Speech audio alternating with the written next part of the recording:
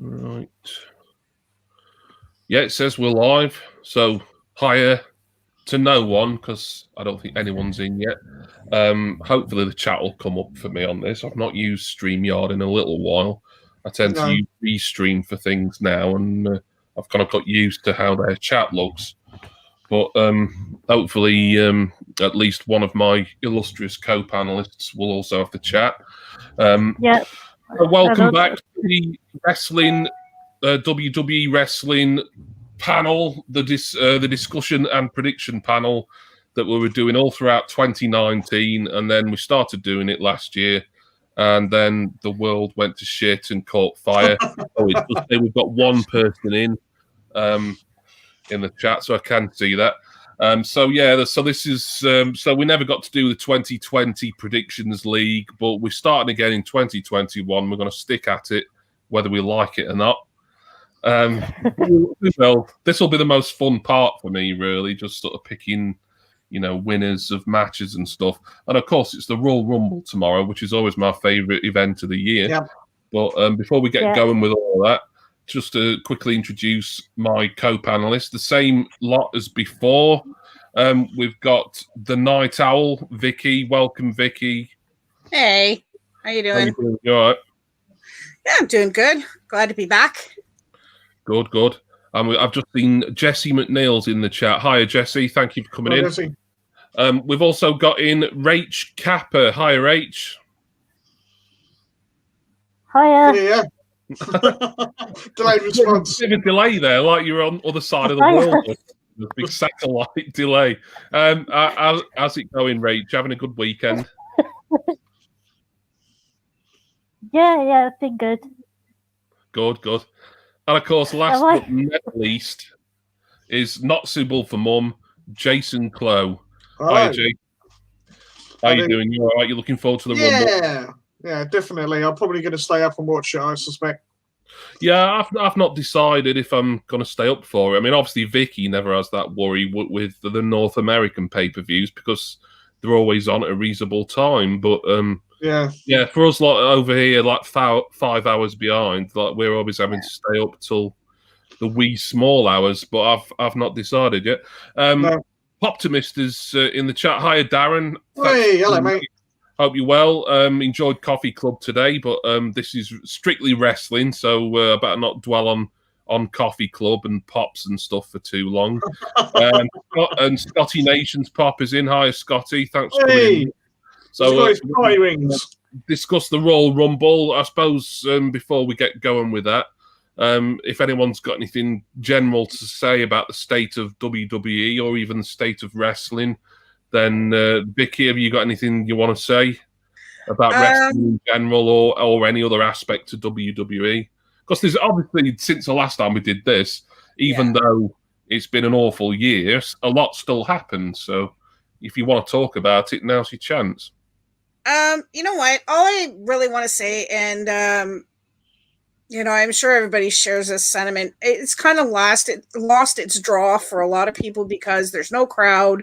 They're at a lack of superstars and stuff like that. For me, there's not enough competition for everybody. So it's kind of these storylines are just kind of thrown together for whatever you can get at the time. And it's all a jumble. I mean, SmackDown's been okay and stuff like that. NXT's been pretty good. AEW has been phenomenal, stuff like that. But it's just wrestling and COVID is not mixing well because, you're trying to be safe at the same time as trying to keep everybody entertained that's stuck inside. And it's, I just hope that as soon as they allow crowds to come back and everything like that, that it's going to pick up. Yeah. Better and stuff like that. It's going to be limited. I say limited, it's going to be quite a high number simply because it's in a football stadium for 2 nights, but there will be a crowd at WrestleMania. I mean, it'll still, I think, because of the size of the stadium, it's going to look kind of Spartan. But I know in Japan they've done all right. They've sort of had arenas at half capacity and things like that, haven't they? And it seems to have worked out all right. Just as a matter of interest, I'll ask you this, Rach. Rach, who was your wrestler of 2020? If you had to just pick who you think was the best wrestler of last year. For me, I know not everyone's cup of tea, but I find him very funny. Orange Cassidy. Oh right, okay. Wow, he was From the AEW. wrestler 2020. Yeah. I get it. He sort of came into the mainstream and came into his own a little bit last year because of that feud with Chris Jericho in AEW, didn't he? So Yeah. yeah, I mean, for me, he's still a bit niche. He's still a bit of a niche character for me. I don't dislike him. I'm just not right into him either. I'm still on the fence a bit, really. Yeah. But yeah, that's an interesting choice. I mean, for me, I'd say my wrestler of 2020 was probably Drew McIntyre. I mean, he's had a sustained push, probably the best sort of babyface, top line WWE or world champion babyface push there's been in quite some years. Because obviously, when they've tried to do similar with Roman Reigns, it's just not worked. And I think Drew McIntyre's 2020 would have come across even better had there not been the pandemic and not been all the the lack of crowds and stuff. But just as just someone who has obviously worked hard and has been a champion pretty much nearly all of the year, from sort of early spring onwards, and then there was that brief point where he dropped it to autumn, but then he won it back, which for me, I don't know why they bothered doing that. I reckon they should just let him have the belt for at least a year, just all the way through, really. But by the by. So yeah, Jason, your wrestler of the year. I probably agree with Drew as far as WWE is concerned. AEW, possibly Darby Allin. Okay, yeah, Darby Allin. Yeah, he's currently TNT champion, isn't he? And he's associated with Sting. So I mean that's going to be a good rub right away to sort of be aligned with Sting on a weekly basis. So that's a pretty good shout. Vicky, I know I asked you for the sort of state of wrestling, but if you've got a pick for your favourite or who you think was the best wrestler of 2020, let us know. I mean, for WWE, I'm gonna have to say, like, I agree with Jace with Drew McIntyre. He's done a phenomenal job of everything he's been doing and everything else and keeping up with things. But for AEW, I mean, having Sting on there and everything, I think I agree with Darby being up there. I mean, he's got a great future ahead of him. So, well, yeah. So you think he might be future AEW World Champion material? Absolutely. Yeah. Yeah. Well, I mean, yeah, I've got no problem with that. I think it's maybe a little bit early for him now. But, in the next 2 to 3 years, perhaps. And obviously, like I said, the association with Sting, who sounds like he's going to wrestle now and again, but probably not full time. I wouldn't have thought. No. And then there's probably an inevitable feud between them because Resolution. They've got they're teaming up Team Taz in Resolution this year. Oh yeah, that's it. Yeah, the tag match, Alan and great guy versus Team Taz. Just having a quick look at the chat. Darren the Poptimist has picked for his wrestlers of 2020 Sasha Banks for WWE and Ambrose. Well, you're a bit dated there. Is Moxley these days for AEW? Moxley's a good shout. I think he was a very good world champion. I certainly preferred him as a world champion in AEW than in WWE. I really disliked him when he was in WWE for a while, as you could just tell. I mean, there's more in hindsight than anything that you can tell, but just he was unhappy with sort of having all these restrictions on his character and everything. And I still remember that awful interview he did with Steve Austin, where like if Steve Austin wasn't as respectful as he was, I'd have been half tempted to get up and slap Dean Ambrose for just being so disinterested.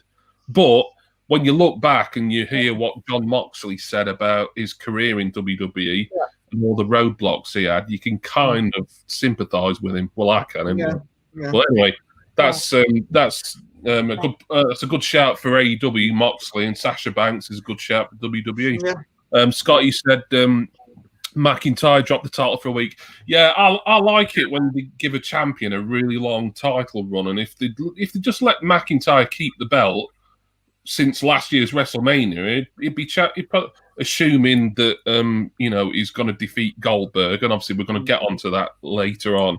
But assuming he gets through to WrestleMania this year, then he would have been champion for 365 plus consecutive days. But there was this pointless weeks for Randy Orton. Well, let's face it, Randy Orton. I mean, he's like what, a 15-time champion. Does he really need another title reign, especially one that lasts a week? No, he doesn't. No, but I think that was the thing though. They gave Randy another title shot because I don't know how long Randy's got left, but probably not many more years. I wouldn't have thought. Yeah. No, well, yeah. I mean, he was pretty young when he started out. I mean, he's been knocking around for what? Nearly 25 years. Well, no, over. Hang on a minute. No, I'm working that out. At least 20 years. Yeah, it's sort of between 20 and 25 years. Yeah. When he started out, so he don't feel that long to me, but he never does it? Norfolk Noise is in. It's Rodders Pop. Hi, Rodders Pop is a great follower and supporter of mine.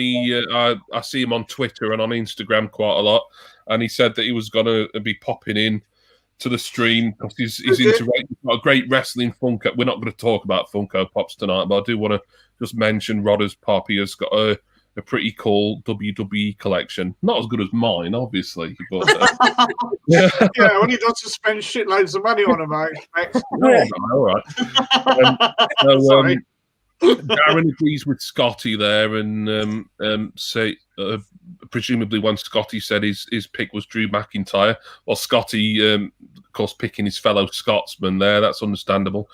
Fuzzy Dunlop is in. Hi, Fuzzy. Not many more years. Fuzzy. He could go for another 10 years. Well, I mean, yeah, when you think about how long people like, I suppose, Lou Thez, he went till, he was in his 70s, I think, maybe. Yeah. Where obviously he went many, many years. I mean, we can't predict the future. I mean, I suppose anyone theoretically could have a career-ending injury, although Sting supposedly had a career-ending injury, but yet he's returning. Edge had a career-ending injury, and he's one of the favourites to win the men's Rumble. But like I say, we will get onto that later on. Norfolk Noise says if Goldberg wins, he will beat Vince's record for oldest. Oh, will he? No, that can't be right. Goldberg isn't exactly a spring chicken, but he wouldn't be as old as Vince McMahon was when he won the. That was his meaning proper wrestlers. I don't know. Yeah, Flair, Taker was there 30 years. Flair. Thing is, though, if you're referring to Orton, I mean, does anyone really want to have 30 years of Randy Orton?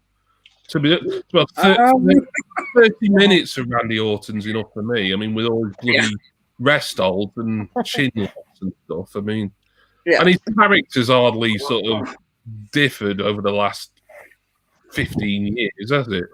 Yeah. It's like unless he suddenly reinvents himself, like Chris Jericho's managed to do a few times. Yeah. There again, Jericho, he's someone else. He must have been wrestling for like 30 odd years now, Jericho. Yeah, something like that, Jackson and Shaw enter the Rumble. They've entered the chat, and yes, please. I'm assuming it's Shaw. It's usually Shaw who's the one out of Jackson and Shaw who's doing the typing, but there we go. Right, so the Royal Rumble pay-per-view, we've got quite a few matches to discuss. I don't know if any pre-show stuff's been announced. I haven't even bothered with watching pre-show since the pandemic era began. So, but if there is any pre-show announcements, then obviously Rachel will be able to cover those for us. But are you ready with your pencil and paper there, Jason? Yeah. Yeah, I thought you were going to stick that up your nose then for a minute. Well, I'm sure I know because Rach is always efficient. She'll be ready to start reeling off the matches that we're going to be predicting. So, Rach, do you want to get us going with the first Royal Rumble pay-per-view match, please? Yeah, the first one I've got written down is the US Championship between Bobby Lashley versus Matt Riddle. Oh, right, yeah. Bobby Lashley versus Riddle, formerly known as Matt Riddle, for the US title. Let's. What order should I do? Let's kick this off with. She was first on the panel tonight, Vicky. What's your thoughts and prediction for the US title? Well, I mean, looking at the size of Lashley and the size of Riddle, you know, all he'd have to do is give Riddle a bear hug, and that's it. End of match. But I don't know. I mean, Matt Riddle is quite agile compared to Bobby. He's got a lot more stamina compared to Bobby. Although I don't like Matt Riddle. I was talking to Jace about this the other night. I don't like Matt Riddle. But I don't know. You know what? I'm just going to go with Bobby Lashley because if Hurt Business has anything to do with it, he'll keep his title.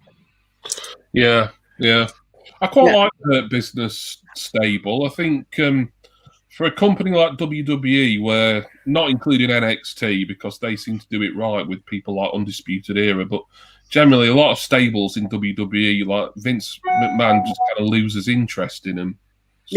Soon. But I will say with the Hurt Business, like that, you know, that seems to be a pretty good group for me, really. I think very effective. I mean, that's just an aside, really, nothing to do with the result of this particular match. Vicky has predicted Lashley to retain. Rach, what do you reckon to Lashley versus Riddle?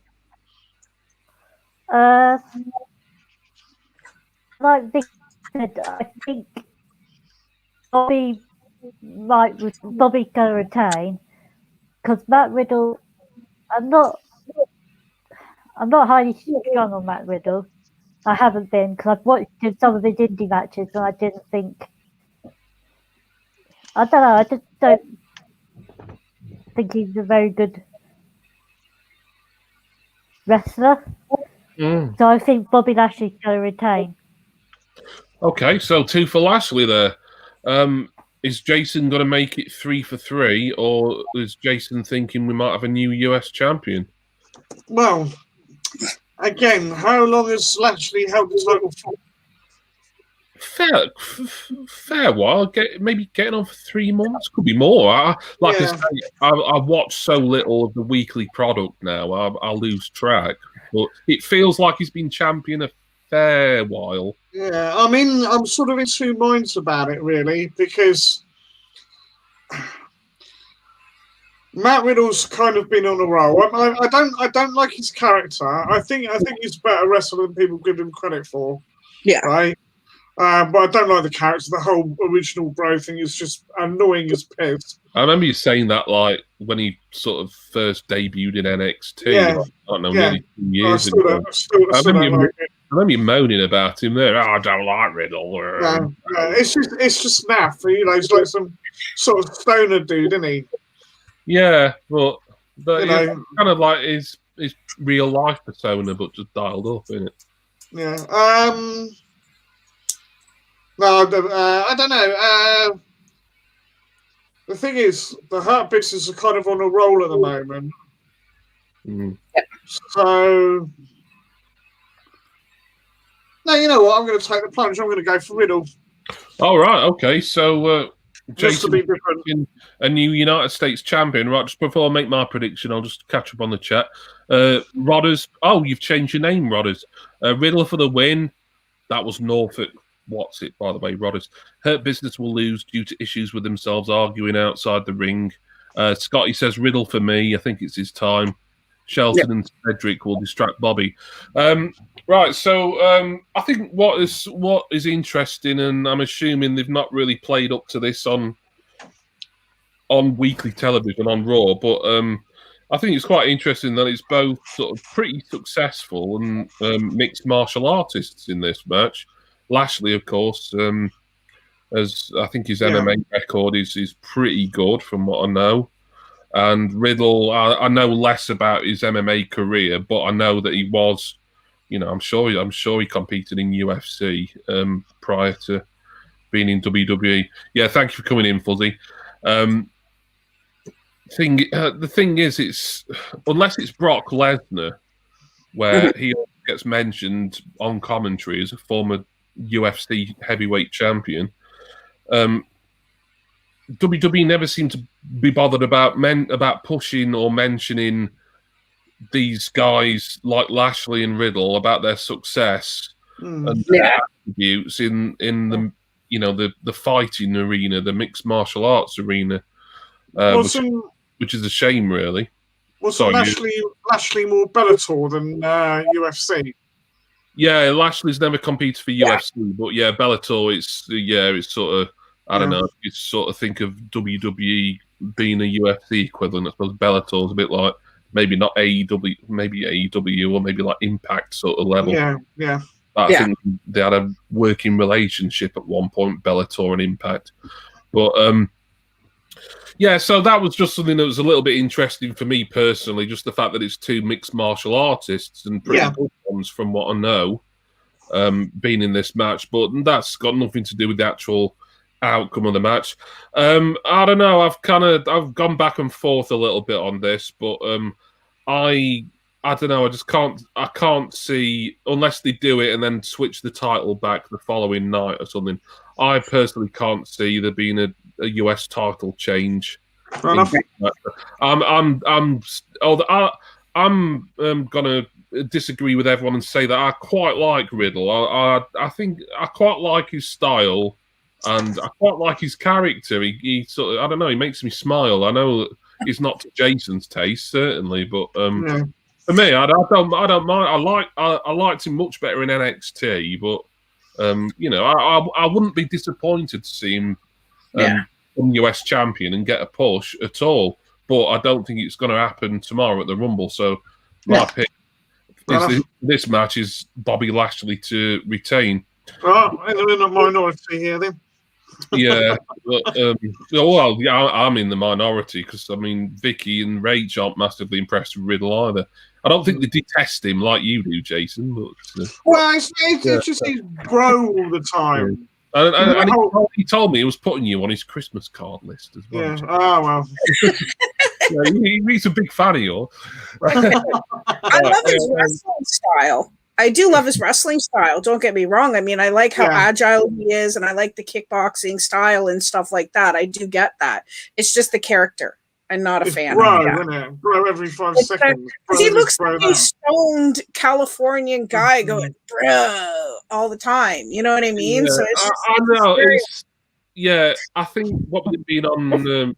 It's Raw. Raw's where him and the Hurt Business are. Because Raw's such a badly written and badly produced show, I mean, stuff like that, if you're not that keen in the first place, then it's just going to be amplified, really. Whereas I think Raw generally was a much better and much more consistently good program. Like, you could kind of, even if you didn't like his character and he annoyed you a bit, you could kind of sort of tolerate Riddle a bit more. For me, I'm sort of harking back to when I used to see him on NXT, and he did a lot of that back then, and I don't think things have changed much. He's just obviously got, like an out of touch dinosaur like Vince McMahon, and like a boot licking, arse licking yes man like Bruce Pritchard writing his stuff for him now, rather than someone with some actual writing talent in NXT. So, but there we go. That's by the way. Right, Rachel, next match, please. The next match is the WWE Intercontinental Championship between Big E versus Sami Zayn. All right, so Intercontinental title, Big E defending against Sami Zayn. I believe Big E won that. Was it on a New Year's episode of SmackDown? Was it something like that? Yeah. It was. I think fairly recent episode of SmackDown. It's only had it a few weeks anyway. Yeah. So we'll go in the same order for all these matches. So Vicky, your thoughts first on Big E versus Sami Zayn? You know what? I have a clear winner for this one. I like the push that they're giving Big E. He is my pick. I'll just go with that off the bat right there for Jace. So I'm picking Big E to win. It's he deserves it. He works hard. Sami Zayn has already held the title. And I think because of the push that they're giving Big E right now, I think he could win this one. Okay, Big E to retain. Nice and simple there from the Night Owl. Rach Kappa, who have you got for the Intercontinental title? Yeah, because he's only held it for a few weeks, I'm going to go with Big E because I have no clue what they're doing with Sammy. I mean, he looks like an extra that he should be in the Castaway film. He looks like an extra from Castaway with that beard and what is they do with him? Well, I don't know. I just don't know what they're doing with Sami Zayn at the moment. No. So I'm going to say Big E's going to retain. Okay, yeah. Big E to retain, says Rach. Jason, who have you got in the Intercontinental? Yeah, I think pretty much for the same sort of reasons. I think we're going to go with Big E. Also, you've got this whole conspiracy thing going on with Sammy. And I think they want to explore that more. So it wouldn't make any sense putting a belt on him if they're continuing that story, would it? True. So, you know. No. Yeah, I for that reason alone, I mean, and like I said, I think Big E deserves it. You know, he's putting a lot of good work with a New Day and all the rest of it. And now he's got his chance to go solo. Then, you know, why not push him? Yeah. Okay, that's like 3 for Big E there. I'll look at the chat. Poptimist has picked Big E. Scotty Nation says Big E. There might be a little New Day help. Well, yeah, I suppose there's always a possible. Yeah. It was simply they were split up due to the last draft. I don't know why they even bother with these drafts. I really don't. Each one seems more pointless than the last, really. They should just swap people around every now and again and just have done with it. Rodder says Big E for the win as well. So, yeah, Intercontinental title. I've heard rumblings that Big E is in line for sort of a main event push at some point. I mean, there were some people like quite early, I think well before he won the IC title, who were picking him as a bit of an outside bet for the Rumble the men's Rumble match itself, and whether he'll be pulling double duty or not, he may well be. He is. So, it's stranger things have happened, but in relation to this, if they're going to keep on with the push and maybe in sort of a year's time or maybe even in 6 to 9 months' time is ready for a world title or a universal title match on pay-per-view, and I think they've got to keep Big E strong and give him a decent run with the Intercontinental title, because we want these championships to mean something again. And by having strong champions and booking them strong. So, I think we're all in agreement here that Big E will retain tomorrow at the Rumble. Cool. So, which is the next match you've got for us, Rach? The SmackDown Women's Championship between Sasha Banks versus Carmella. Sasha Banks and Carmella for the SmackDown Women's Championship. See, this is, I forget which, I mean, it sounds a bit sexist to say it that way, but especially the women. I've started forgetting who's on what brand now. And I knew Sasha Banks were champion, but until you said it there, I was like, oh, is she Raw or SmackDown champion? I couldn't remember. Poptimist is coming straight away with Carmella is awful. Yeah, I don't rate the boyfriend very highly either. He gets on it. But I thought, I think he was a good wrestler back in his day, but I'm on about his commentary. So Vicky, what have you got to say about the SmackDown Women's title match? I liked Carmella before when she was the fabulous Carmella. I'm not so sure I like this new character or anything, but that doesn't take away from her wrestling ability at all. Sasha, on the other hand, I'm going to pick her to win simply because of the fact that she's never, every time she's won the title, she never holds it for very long. And I think she deserves to hold it for a while before they give it up to her. And Carmella just came back, so it would make sense for them to keep the title with Carmella as well. I mean, with Sasha as well, because I think Carmella needs to do more to earn it. You know what I mean? Like, it just, for me, that's just my opinion. I really think that Sasha should be able to keep it because I'm sick and tired of her winning it and then like 30 days later it's gone again on her. You know? So I'm going to pick her for the win. Okay. Sasha to retain, says Vicky. Rach, who have you got in Sasha Banks and Carmella? Yeah, I'm going to go for that same reason. I'm going to say Sasha Banks to retain. Fair enough. Simple, from Rach Kappa.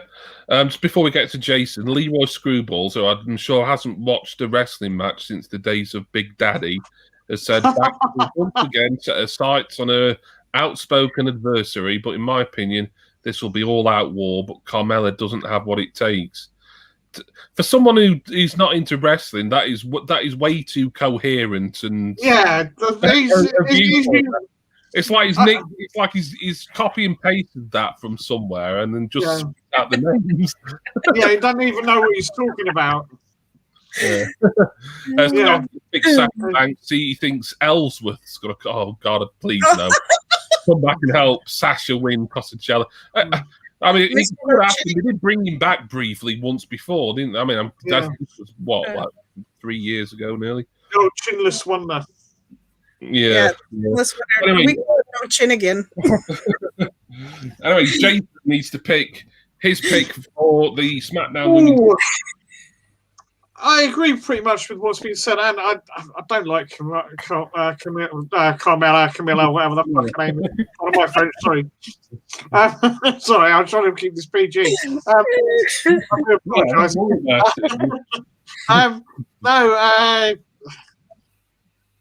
The new character's a bit lame. I liked her when she was Queen of Staten Island, you know, when she used to come out with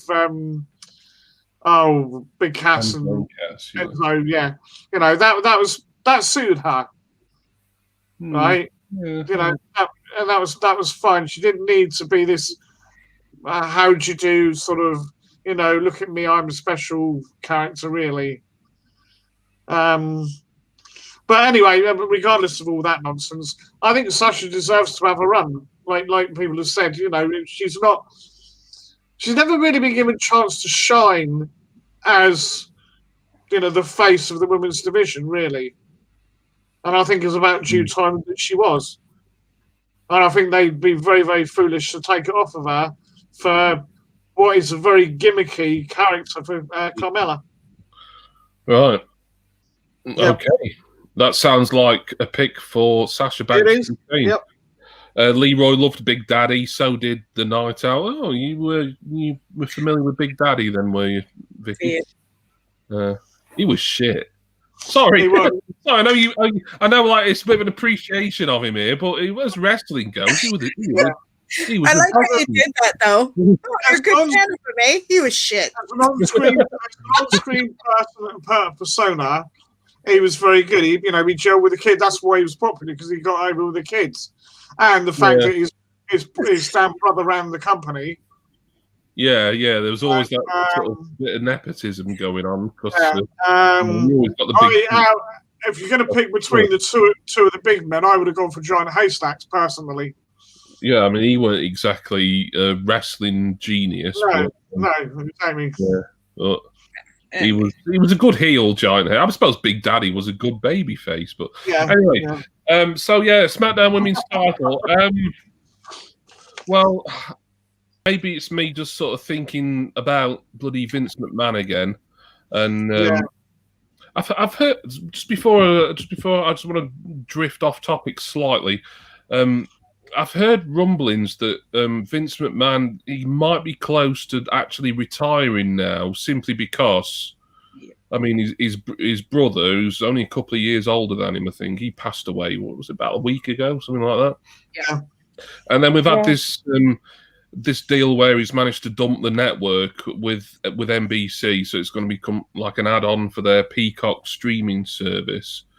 Although I'd heard rumblings about them wanting to do something different with the network for about a year now. So I don't know. It just seems to be like sort of Vince is kind of getting his house in order a little bit in relation to, either selling up or I doubt he'll sell up like fully, or passing the reins on. I don't know. I never would have said it of him before, but he just feels like he's kind of edging towards that retirement position now. Just with everything that's happening with the network, and then what with like he's recently had a bereavement, brother who's similar age, but Shirley Crabtree, Darren, exactly right. World of Sport every Saturday. Daddy versus Giant Haystacks, loved it. That's an interesting thing with the peak. It doesn't affect anywhere outside of the US.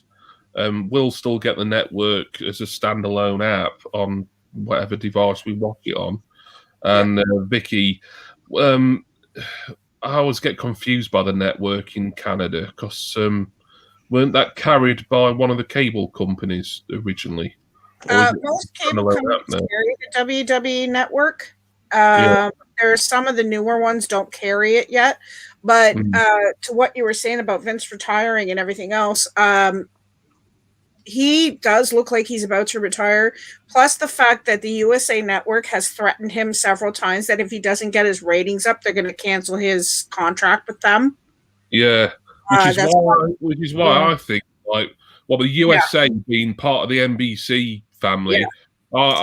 It's why another reason why I think this Peacock deal, this NBC deal, he bit the hand off NBC. It was like, I'll have that.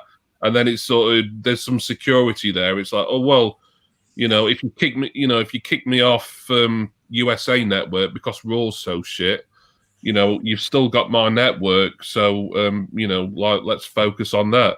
So I even saw on some wrestling forums recently that they reckon it's kind of a deliberate thing that Raw's so bad and has been so bad for so long. Because once Peacock take control of the network, like Raw's going to become a Peacock exclusive show. But obviously that's not going to be the same SmackDown because that's with Fox, and Fox are a totally different organization. But Raw, I think possibly NXT. Although I think NXT ratings are fairly respectable for what they are, but Raw, there was some people.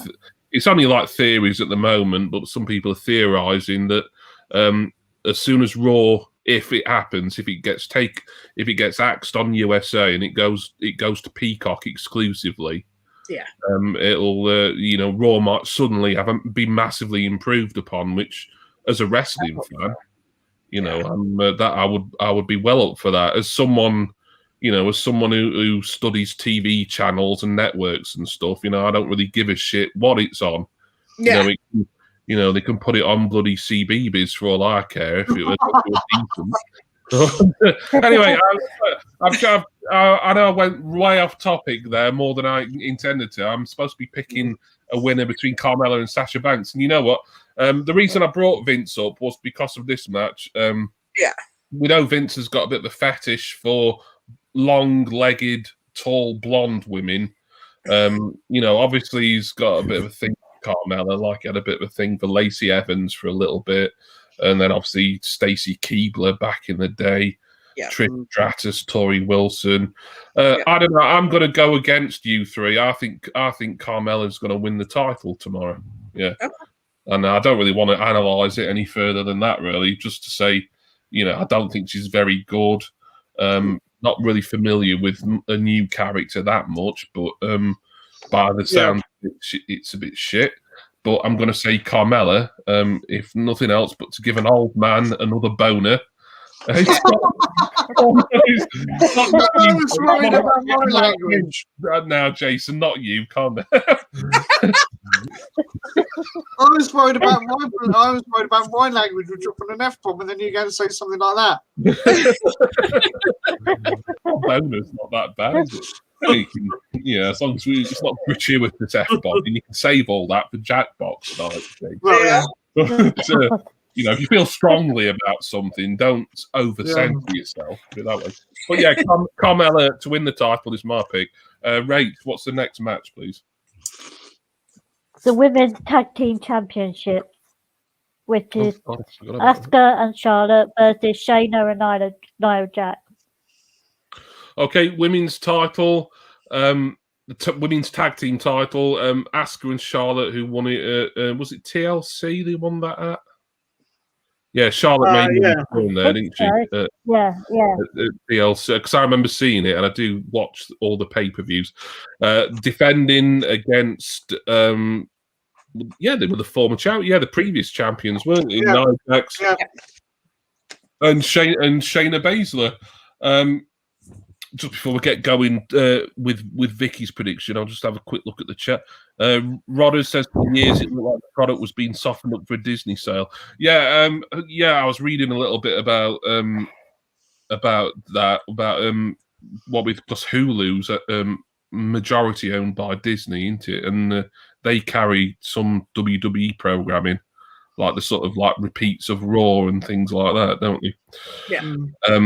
Darren says the most pointless titles in all of wrestling. The women's tag. Well, yeah, they've done so little with it. Vicky, the women's tag team titles. Who have you got for this one? I'm going to say Asuka and Charlotte, only because Nia and Shayna have held it for quite a while. They're also talking about Ronda Rousey coming back and everything else, and they're talking about having a possible match between Shayna and Rousey. Just because of the MMA and all that stuff, fighter against fighter type thing. But see, Asuka is still women's champion as well, I think.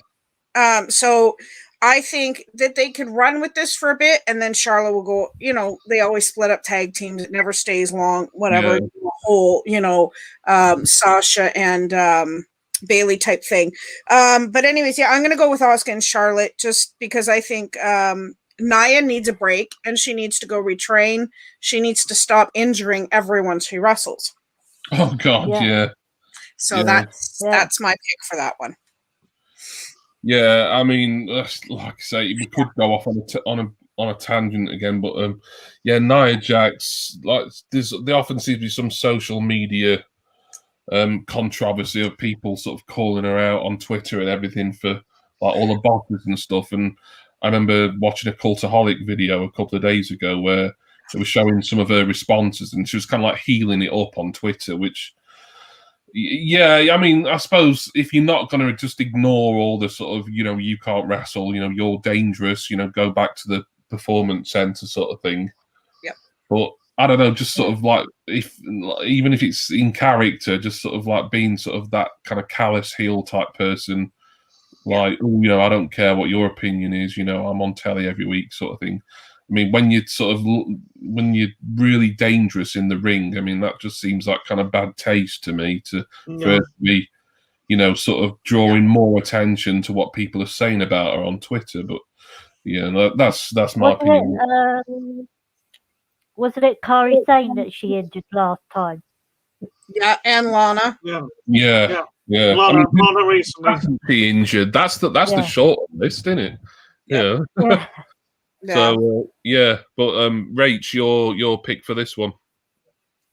Yeah, I'm gonna say Asuka and Charlotte, mainly because they've only recently won it, and they've held it for only a few weeks. So I'm gonna say Asuka and Charlotte. Right. Okay. Not suitable for Mum. Yeah. The women's tag team championship. Well, you've got this whole underlying thing where you've got to believe that Charlotte's going to want to go for the women's title at some point. Well, yeah. Right? It'll be another bloody title reign. How many she held now? Oh, for someone whose career isn't exactly that long, too many. Yeah, I I know, I get what they're trying to do. It's like because she's Ric Flair's daughter, like you know, in a few years' time, we're going to be announcing her as like the 16-time women's champion. Like, we announced Ric Flair as the 16-time world heavyweight champ. So I get it. It's just, you know, it's just a lot in it, and like all these short reigns, they just don't mean anything, do they? Oh, sorry, Jay. Carry on. Yeah, no, I just was sort of trying to sort of work out the sort of what should we say, politics and all the rest of it, and you know where they're going with the stories and what have you. So, having said that about Charlotte, she's got this big thing going on with Lacey and her dad at the moment.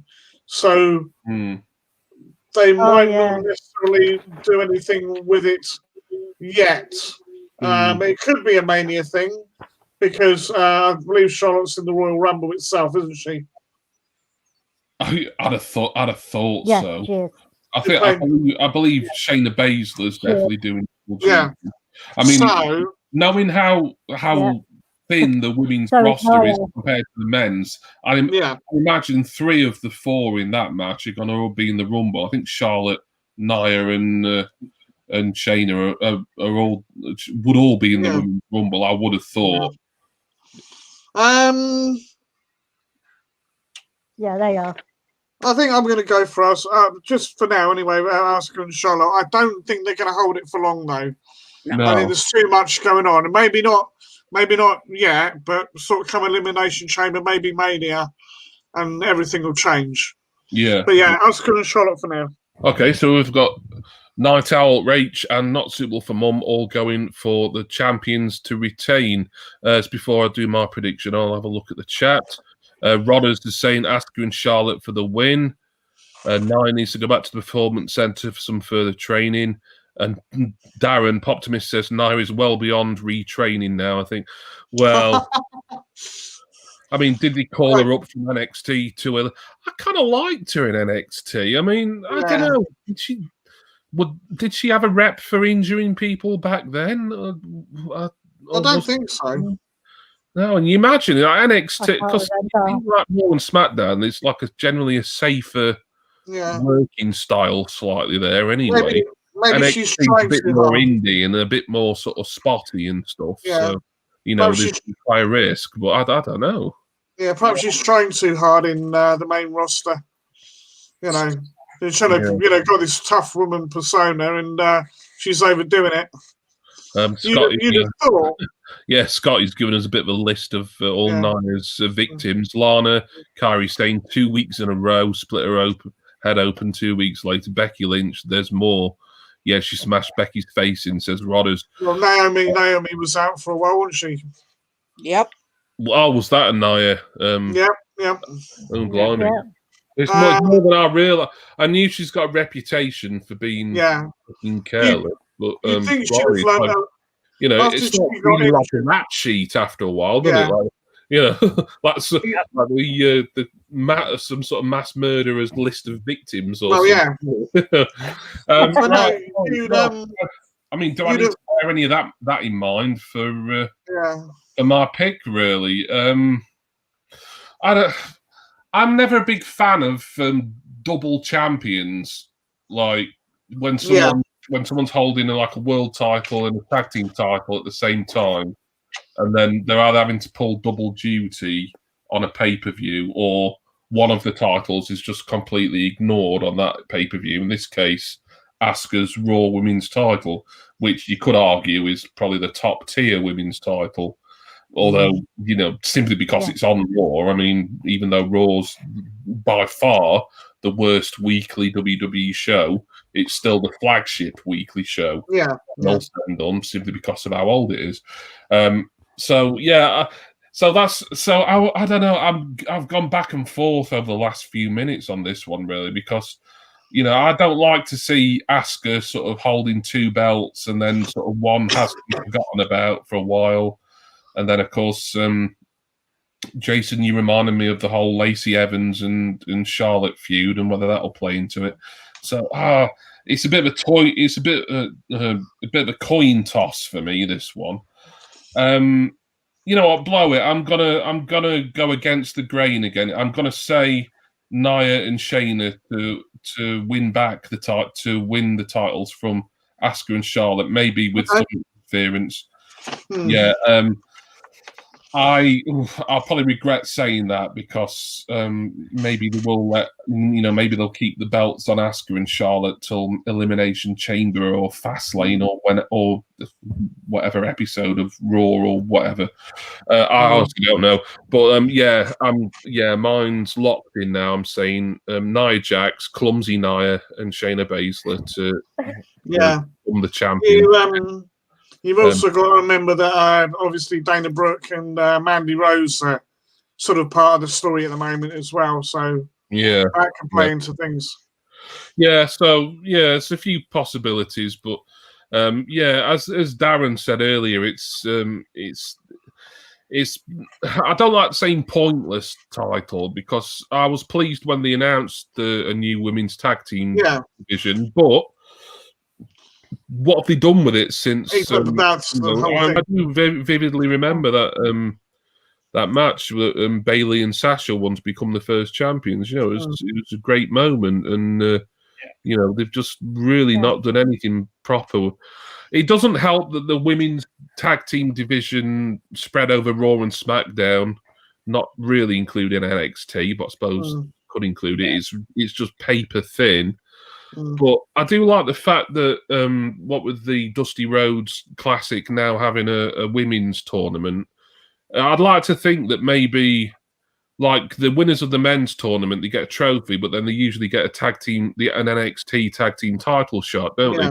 I'm hoping the winners of the women's tournament, and as far as I know, it's not been announced, might get a shot on a WWE pay-per-view, or if not, then NXT TakeOver, whoever the women's tag champs are. Are they be it Asuka and Charlotte, or Nia and Shayna, or whoever it might be by then. I think, was it next month? Is it the finals of the tournament? Is it random teams again? Good. Yeah. Because that was the aspect I like, is putting people that aren't necessarily used to working with each other. Little lottery style, have they, the women's tournament? Yeah. Oh, I didn't know that. Yeah. Well, I mean, when you've not got a tag team division, a women's tag division to speak of, I suppose you might as well add some intrigue and do that, I guess. Yeah, I wouldn't say that'd work for the men's really, because there's too many established teams really. But for the women's, where you might as well just throw a couple of people together who haven't got any chemistry and just see what happens. And then hopefully, if there's any good teams that come out of the Dusty Classic, they'll get a shot at the women's tag belts down the line. That's what I'd hope for anyway. Whether it'll happen or not, there's got to be some sort of continuity from NXT to, main WWE with that, but then again, that is supposed to be a title that's defended on all three brands, isn't it? The women's tag team. Yeah. I remember Bayley and Sasha showing up on an episode of NXT once, but I'm trying to think, did they actually wrestle? I think they did. Yeah, they did. Yeah, I can't remember again. It was like during their second reign, I think. They're both heels at that point. Before we get going to the next match, Rodders says Dominic Mysterio is not TV ready.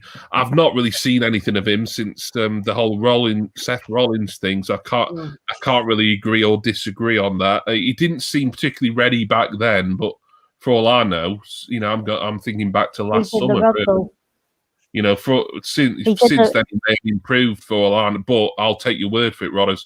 Iconics weren't very good wrestlers, but they were great. Yeah, I mean, they're a good team. There, I mean, I don't. It still seems a real shame that they had to be split up, really. Yeah. And you think they'll reunite the Iconics during the Women's Rumble? Yeah, very possibly. The women's tag and 24/7 titles are meant to be on all three. 24/7 title, bloody hell! Don't get me started on that load of old crap. Right, anyway, next match, please, Rach Kappa. The next one I've got is the WWE Championship between Drew McIntyre and Goldberg. Right. Okay. Yeah, right, so WWE Championship, Drew McIntyre. my pick, and I think Vicky and Jason's pick for WWE's Wrestler of the Year 2020. Certainly, a great year. You know, obviously he had his crowning achievement, his moment of glory at last year's WrestleMania. But when you're doing it in kind of an empty room, it sort of loses a bit of luster. But he's had a great run. He's had a decent push. He's remained a likable babyface.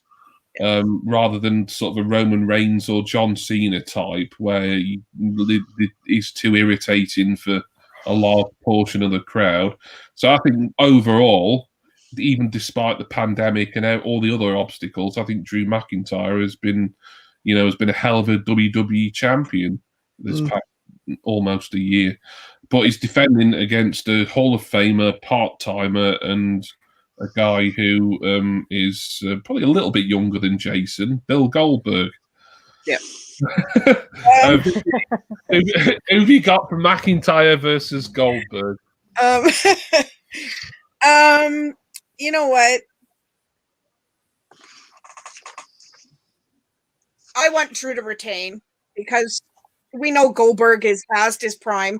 He even messed up on, they had the Night of Legends where they had all the legends come out, and Goldberg screwed up the whole thing. He was supposed to wait until Drew said something to the legends, and he was supposed to come out and defend them and then challenge him. But he didn't do that, and he started coming out and accusing Drew of stuff he didn't even do yet. So he already kind of screwed all that up. But, I mean, he is the champion of the spear and stuff, and, he's got vendettas against everybody right now. So I don't know. I mean, I'm really confused about this one of why he's even fighting Drew. Yeah.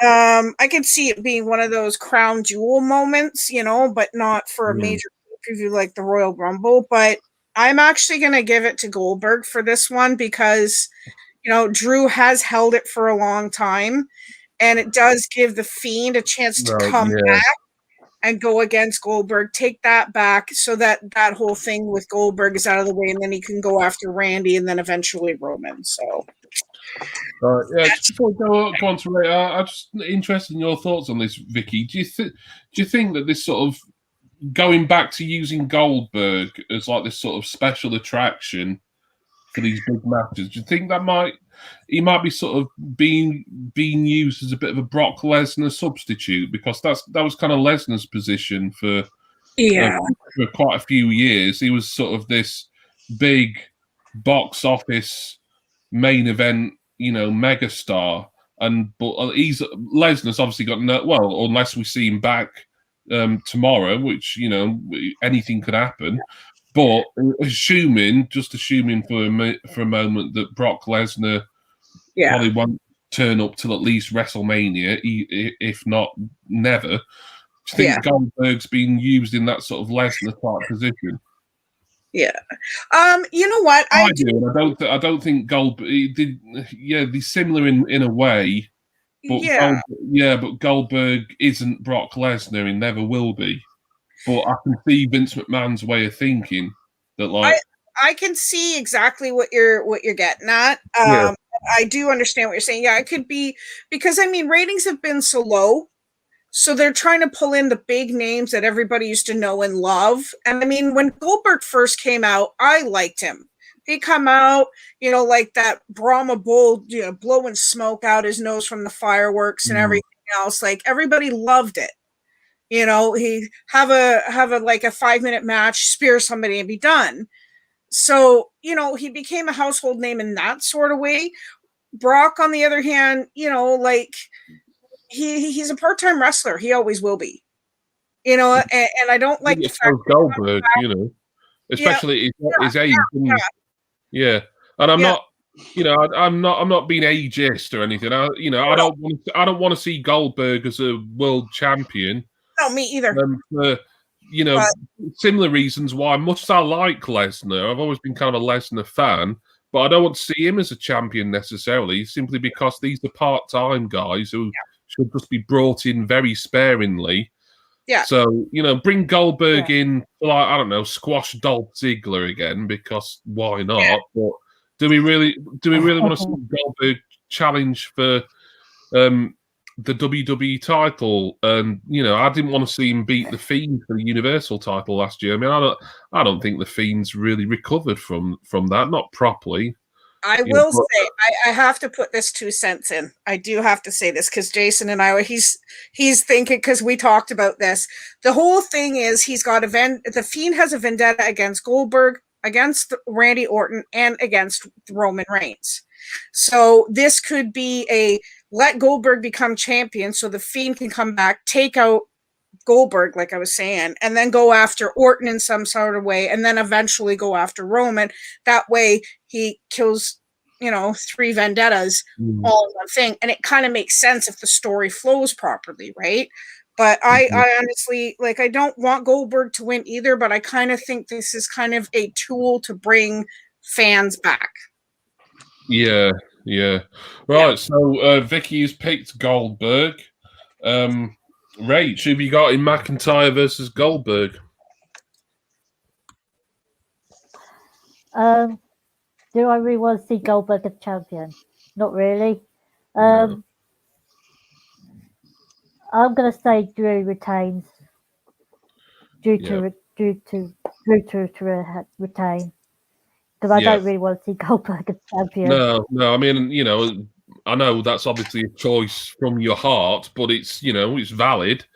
And like I say, Drew McIntyre. It's not like Drew McIntyre's had a bad push. We've seen lots of WWE champions and world champions of recent years who, even when they've had quite a long reign, they've had a bad push and they've not looked very effective. Like a good example is, I think, Kofi Kingston. Great to see him win the title, but did he look particularly strong? And he had a fairly long reign. I mean, the way he lost the belt to Lesnar, I mean, he got squashed in lots of seconds, didn't he? It was the debut episode of Fox SmackDown, weren't it? Yeah, 8 seconds or something stupid. Yeah, and then we've had other world champions over the years. Like they've had a fairly substantial reign in terms of length, but they've sort of kind of looked weak and like they've sort of been dominated by the heels, like Rey Mysterio, his first world heavyweight title reign. I don't think he came across looking any better for it. Bloody Jinder Mahal. Well, yeah, I mean, that was kind of a weird thing to do, to put a belt on a terminal undercard. I liked him in the first place, but that was just some weird sort of experiment by Vince McMahon that never paid off. That, I mean, his reign was fairly long. I think it was getting on for 6 months or so. Probably felt like longer at the time, just knowing how bad Mahal is. But so we've had one for Goldberg to win, one for McIntyre to win. Jason, who are you going to go for in this one? I've got a feeling I could guess, but I'll carry on. You let us know. I really, really do not want to see Goldberg win, but there was something that was said, right? And that Goldberg hasn't held that title. Yeah. Right? And was you know the other matches he's had at Mania? Yeah. Remind me, were any of them for a title then? Well, he lost the Universal title to Strowman at last year's Mania, didn't he? Yeah, so he has had that. He was Universal Champion at the Mania where he lost to Brock Lesnar in that kind of Survivor Series rematch. That was 2018? I don't know. It kind of, like all the years have kind of blurred into one another now. But he has defended titles at WrestleMania. Certainly last year and like a couple of years previously. See, the way Vince is, I hate to say it, but I think they're going to put the title on Goldberg. I don't want them to. I don't want them to, but I can see it going that way. Drew's held the title, for nearly a year now, right? Yeah, okay, give that little 1 week switch with Orton, but forget about that. Stupid. But forget about that. Happy to. Yeah. But yeah, I can see it happening. I hate to say, I can see Goldberg getting the title. Right, yeah, I would have laid odds that you were going to pick McIntyre here, but My yeah, heart, in my heart, yeah. yeah, But I totally see where you're coming from, and this is another one for me. I'm going back and forth with it all the time in my head.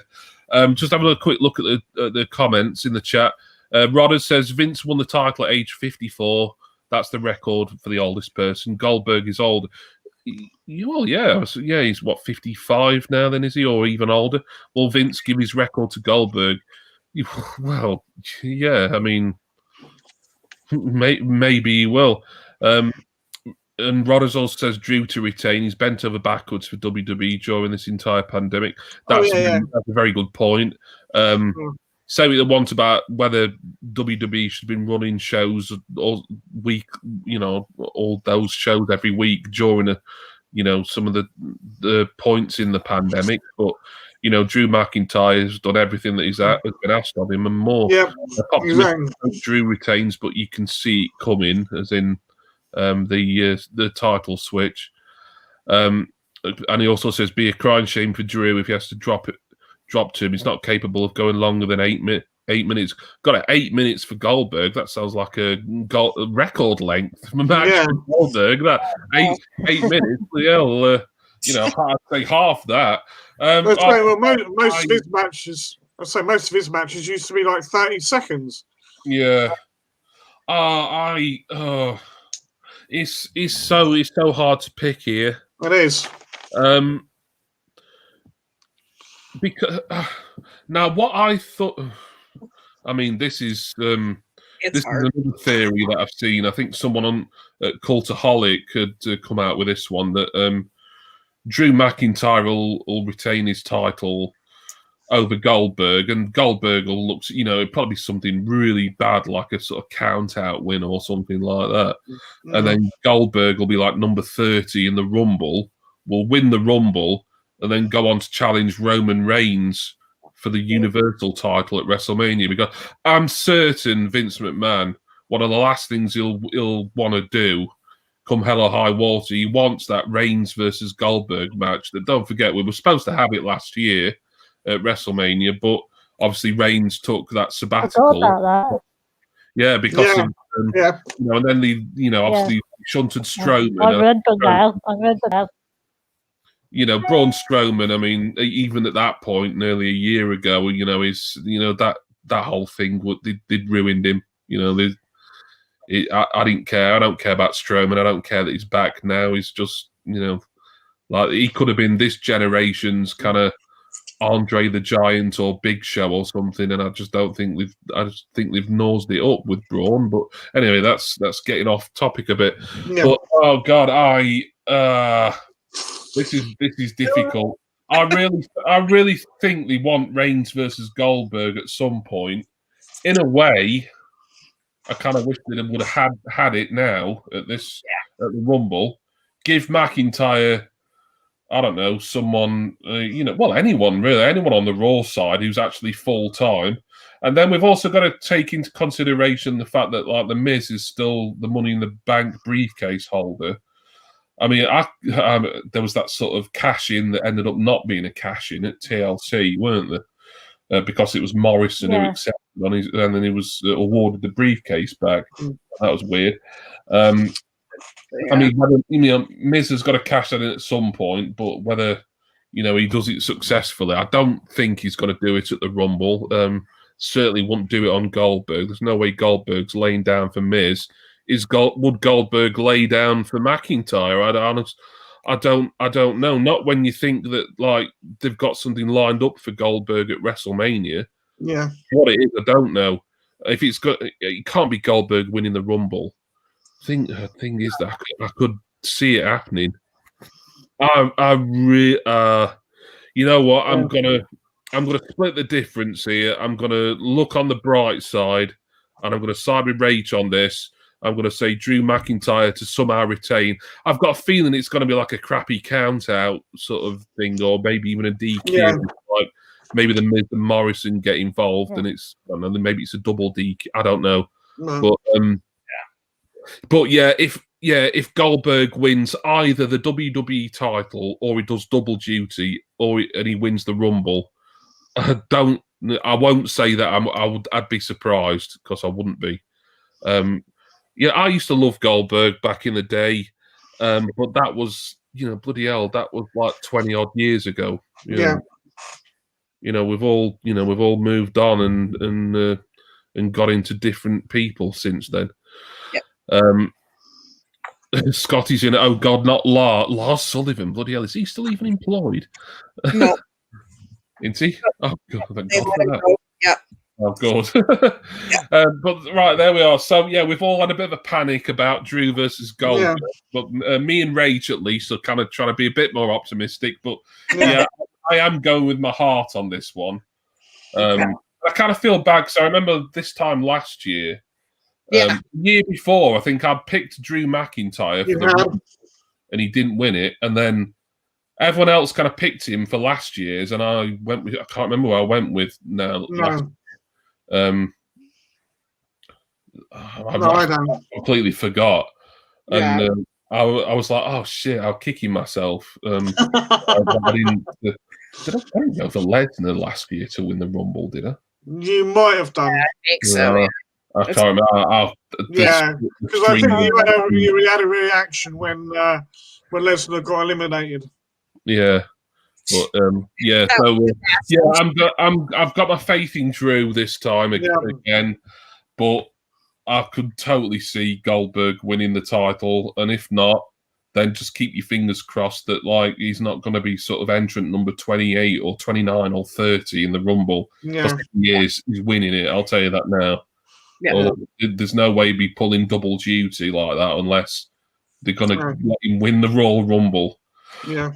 Right. So we've got a Universal title match to discuss next. Can you? Can you just give me a second? I'll be right back. Sorry.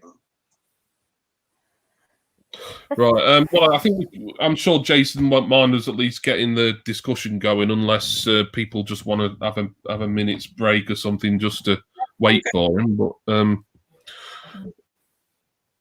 I'm good. Okay. Well, we'll carry on then. I'm sure we'll if any of us say anything interesting and Jason's not here, we'll have to repeat ourselves when he gets back from the bog. Yeah. Right. So, Rach, the Universal title match, what is it?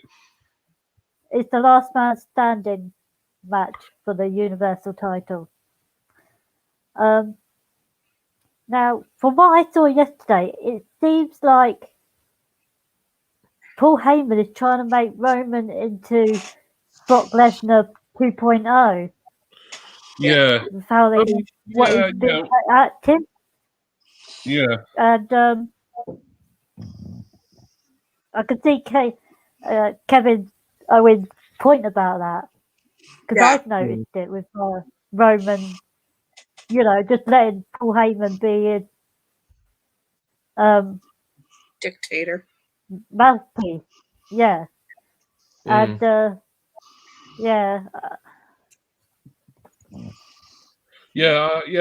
see what you mean. I'll get on to my thoughts about Reigns and Heyman when it's my turn to predict. But Vicky, what do you think to this match, and who have you got for the win?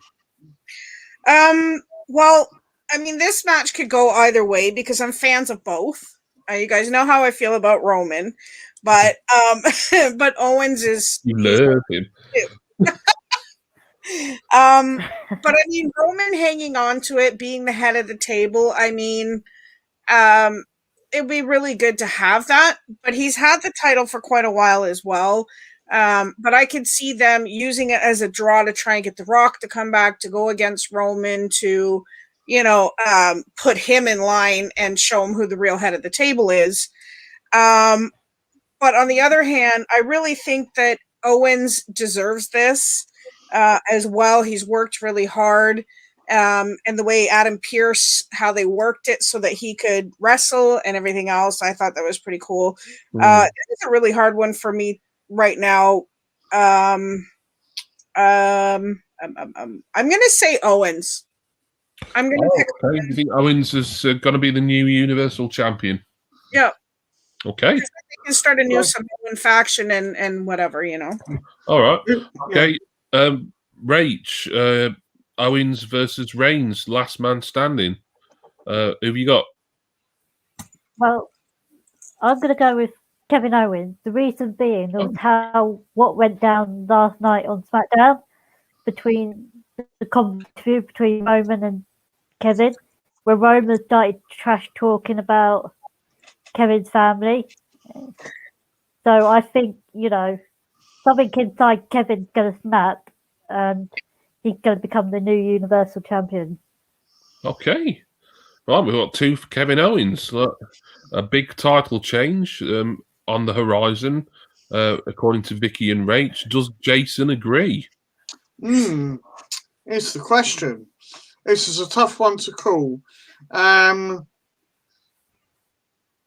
Obviously, Roman is he is the top bloke on SmackDown right now for sure. There's no two ways about that.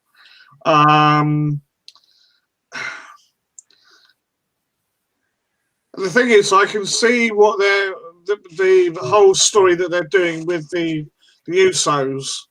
I think Jimmy is due back soon.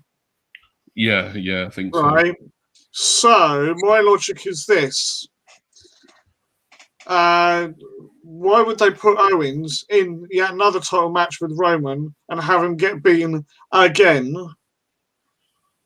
Right. If they're not going to put the title on him.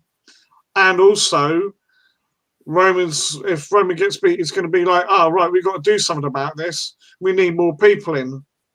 And he's expanding his family. Because me and Vicky have talked about this quite a bit with him, having all these different people coming in that are connected with the Samoan family. And you've even had little bits with Apollo, haven't you? Coming in. Yeah. Well, I know he's not Samoan or anything, but there's that whole thing of him being in talks with Roman and all the rest of it. I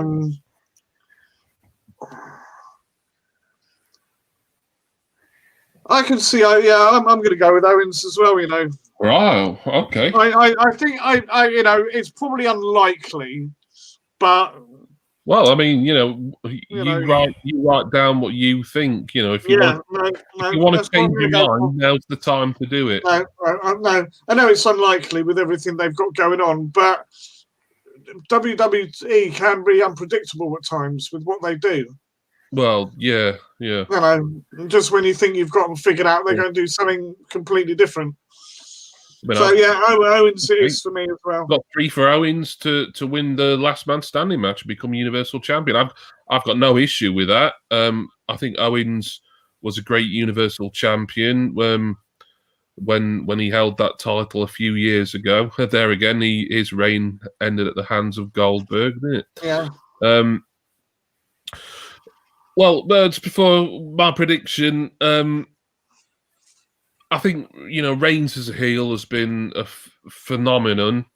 If it wasn't for how much Drew McIntyre has impressed me in 2020, Roman Reigns may well, even though obviously he didn't really come back till sort of the summertime, but just for his heel work and just his work with Heyman and with Jey Uso and things like that, Roman Reigns may have been my pick for rest of 2020. I think he's probably my sort of runner-up in that.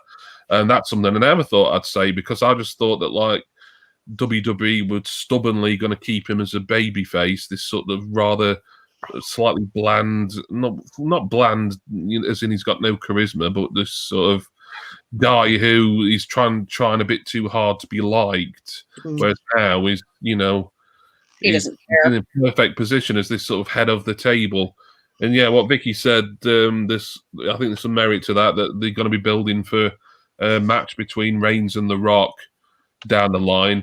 Last I heard, I think when The Rock was asked about that, or Dwayne Johnson was asked about that himself, he said, maybe, he's going to hopefully try and have some time in his schedule in a couple of years or so, which would take us to WrestleMania 39?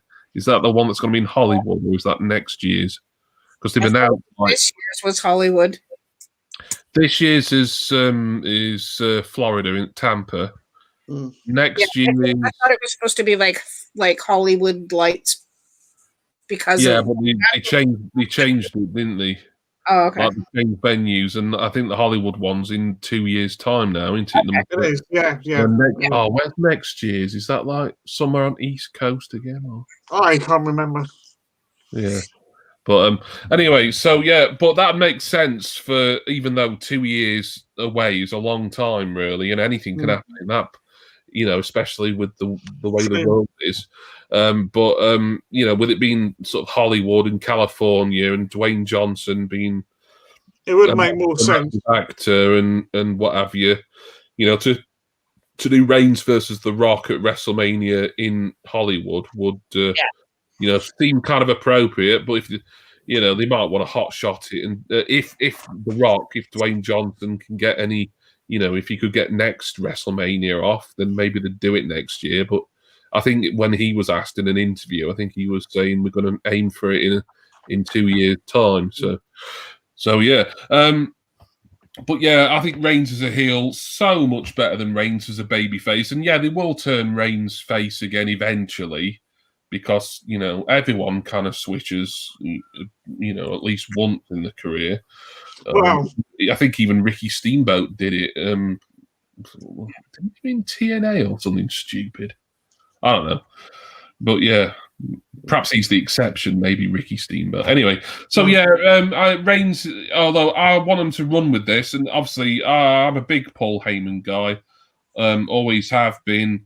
I love the fact that, especially what with Brock Lesnar not being around for pretty much a year now, that this is actually giving Paul Heyman something to do as an on-screen character on a weekly basis, rather than him just sort of turning up either when Lesnar can be asked to show up or, sometimes I know often, especially when Lesnar was champion, like Heyman had just come out on his own and say, are you ready for Brock Lesnar next week? He ain't here, but, I'm still going to cut a promo about it, but fair enough.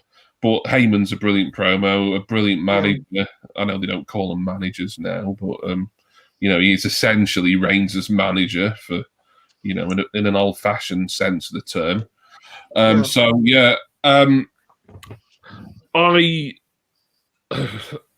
got to go against the majority here. I think Reigns has got to be champion going into WrestleMania. I really do. I'll be interested to see who he's going to face at WrestleMania. I mean, that might be something that I might address with my Rumble pick, maybe. So we'll see. But yeah, I'm saying Roman Reigns to retain. Right, just before we get going with the Rumbles themselves, I'll just have a look at the chat as I've been ignoring it for a little bit. Reigns is holding it for a good while yet, says Poptimist. Yeah, I do agree. More options for Reigns as champion going forward. Yeah. I mean, it is usually better when it's a heel champion going into WrestleMania. I know it's not always the case, but Rodders asks, do we think Dwayne Johnson will run for presidency one day? He looks the sort, doesn't he? Yeah. At least he looks the kind of guy who, he'll want to go into politics. I mean, he's brilliant as Donald Trump. I doubt it. The greatest president of all time. And a Hall of Famer in WWE. Don't forget. Donald Trump's got 2 up on The Rock there.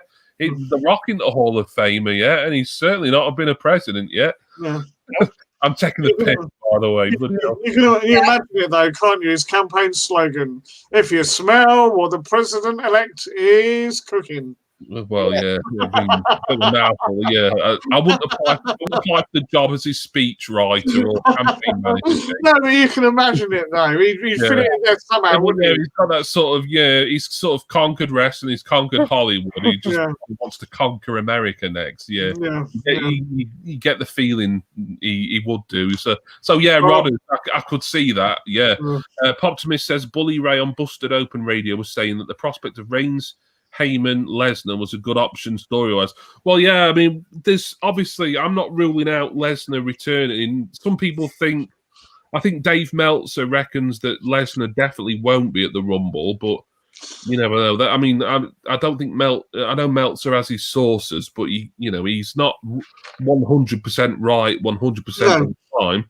there'll be some stuff that's kept as a proper surprise. I still think back to even though there was rumors and everything. I mean, no one was absolutely certain until the actual moment when the Hardys returned to WWE. Yeah.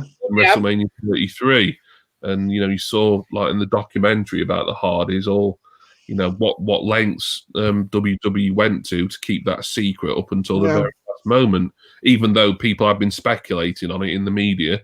No one could actually say for certain whether it was going to happen or not. Rodos, the world is doomed when celebrities are running the country. Well, yeah. Donald Trump, yeah. The world is doomed. Right, okay. We've got. Oh, sorry, Jason. Were you going to say? I was going to say something. I can't, the life of me, remember what it was now because you went on the tangent. Probably nothing important or interesting from you, Jason. So, probably not. So yeah, Rach, I think we've got.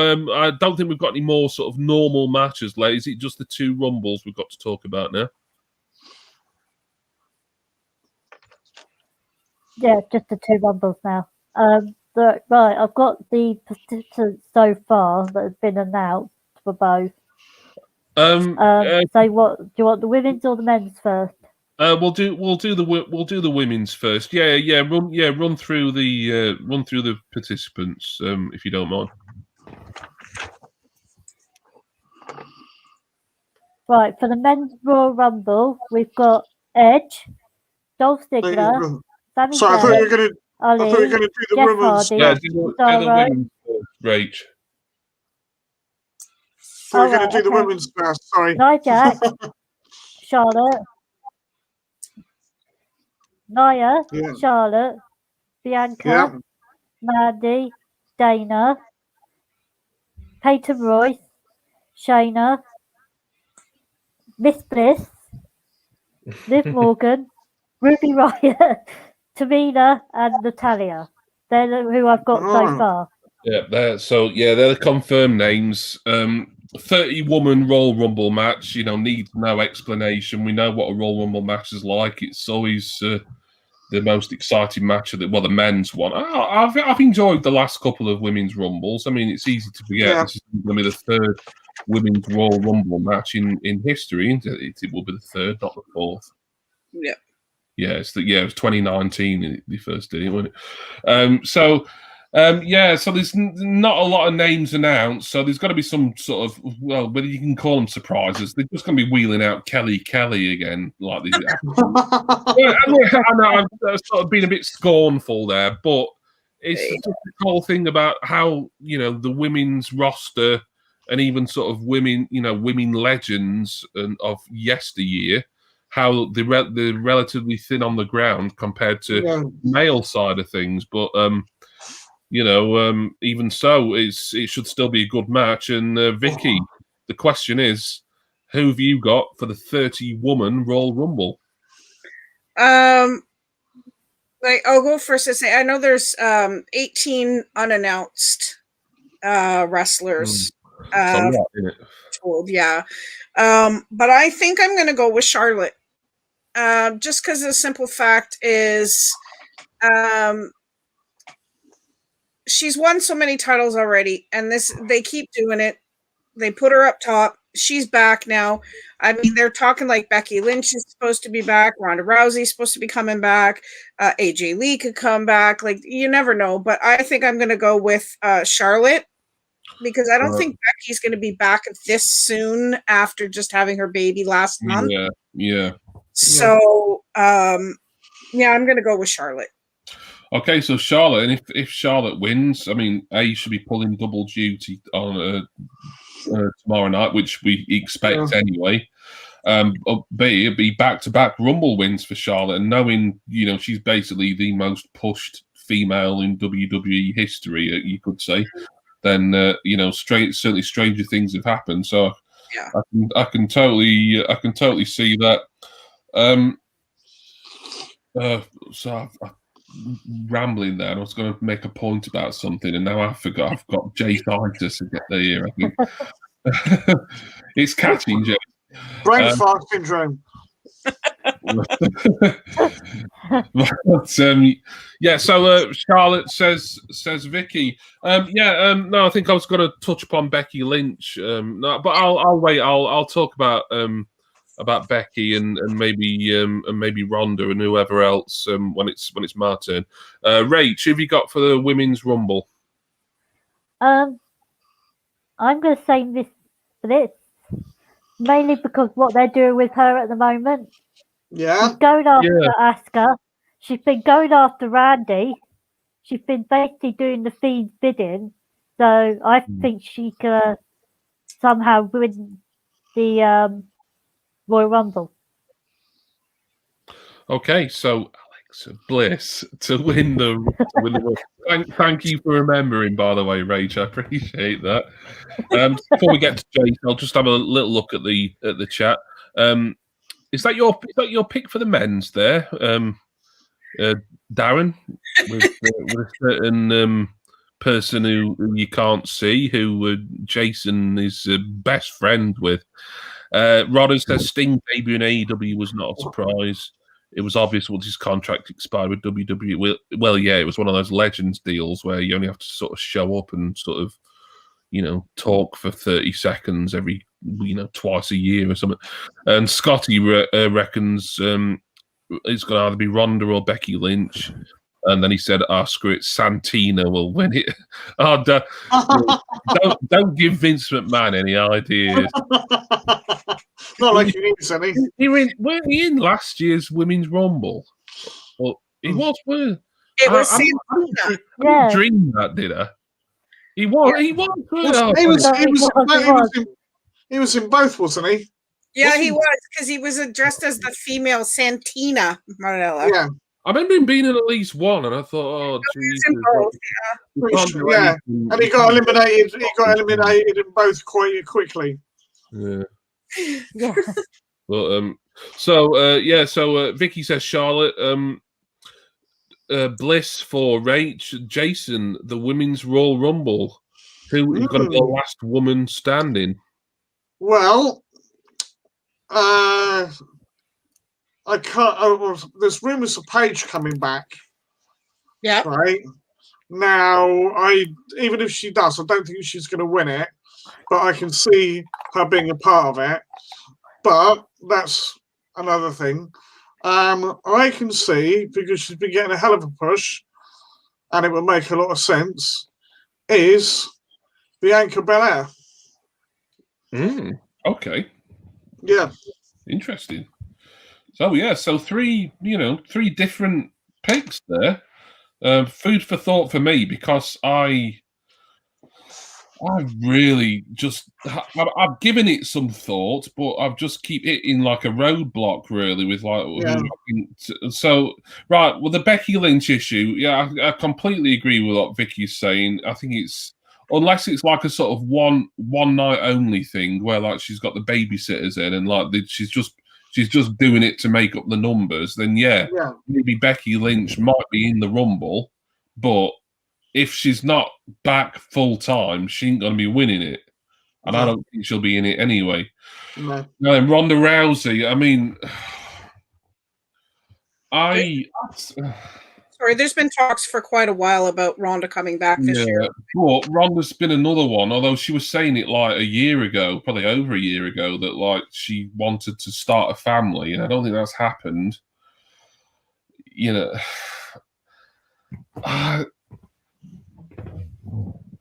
She could be in the Rumble, but if she was in the Rumble and she didn't win it, is that a bit of a waste of an appearance, mate? I don't. It's hard this, because A, I'm not following WWE massively. B, even when I'm sort of reading the results and looking at all the reports and rumors and stuff, it's obvious that the women's division is sort of spread way too thin. I mean, I think we're going to get quite a few NXT women sort of filling up the numbers. I mean, I think. I would have thought so. Yeah. You're going to get your Casey Catanzaros and probably your Johnny Gargano's wife. I've forgotten her name. Was it Kaylee Ray? Candice.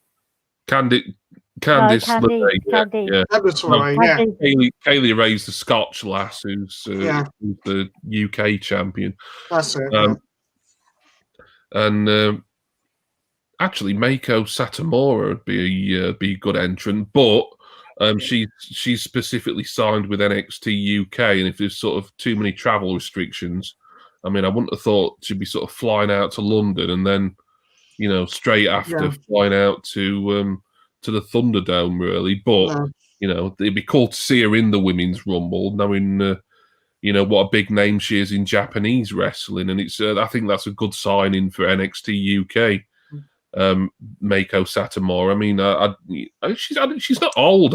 I think she's like maybe late 30s, early 40s, perhaps. But yeah, I remember seeing her in the Mae Young Classic a couple of years ago, and you know she was decent, and I know she's done good work in her homeland as well. So that'd be sort of like a sort of fantasy pick, but that's not going to happen. Did you say? Sorry, Rach, did you say Mia Yim was in it or not? I didn't, but I mean, it's highly likely. So I mean, you know, basically anyone who's kind of fairly prominent on NXT, and then your usual. Well, I was just thinking because the whole retribution thingy was that finished now altogether. No. Oh yeah, she's a member of. I forgot about. Yeah. And now That's oh god. I mean, like when you talk about crap factions, I mean, flipping heck. Oh, apparently, Mia Yim has COVID right now. Mia Yim has COVID, right? So that's why she's not in it. Okay. Oh yeah. Darren says tested positive today. Yeah. Oh, and Rod. Sorry, I'm doing my usual. I'm reading the chat back to front now. Yeah. So okay, fair enough. Darren says Rhea Ripley should be in the mix. Hey, yes. Good shout. I like Rhea Ripley. I mean, you know that was a bad call last year at WrestleMania. Really, like having Charlotte beat her. Well, you know, Charlotte didn't need the NXT Women's title. No. Yeah, they'd given Charlotte the Royal Rumble win, and I know Vicky's picked her for this year as well, but it's sort of like, you know, she's like the female Cena at this point, isn't she? It's just like, you know, she can do no wrong. She's always in the big matches. She barely loses. I get it, you know, and I don't dislike Charlotte, you know, I think she's a decent second generation talent, but it's just, you know, it's like shoving it down her throats, really. I mean, she's nowhere as near as piss irritating as Cena was, and certainly easier on the eye anyway. Well, it depends. The ladies may disagree with you there, Jake.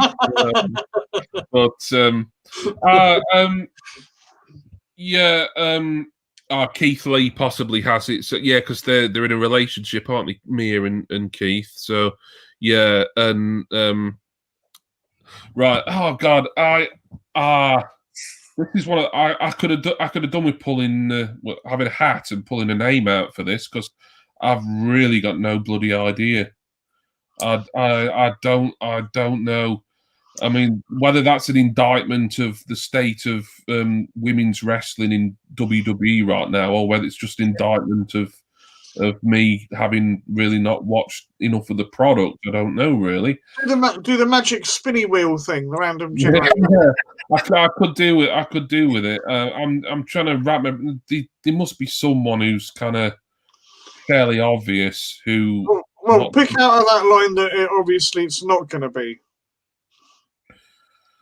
I mean, I still think if Rousey comes back, they've got to, you know, because of all the hype when she originally came in.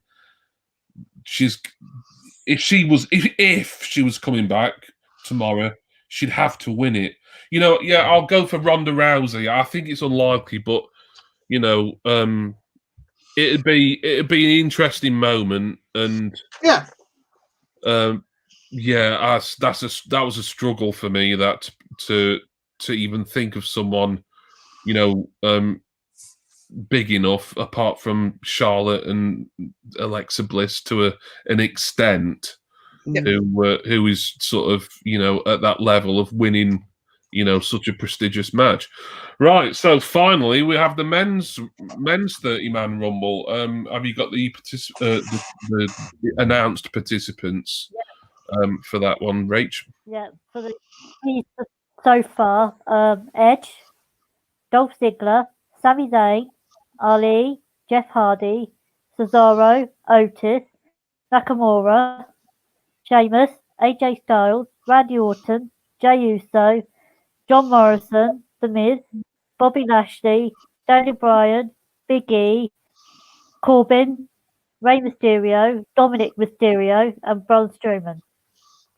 Right, so yeah, we've got a big selection of big names in there. Hopefully there'll be a few surprises, the odd sort of maybe comedy kind of cameo or whatever. Kind of gobbledygooker. Will. Well, I mean, not gobbledygooker, but yeah. Hey, I wouldn't put it past them.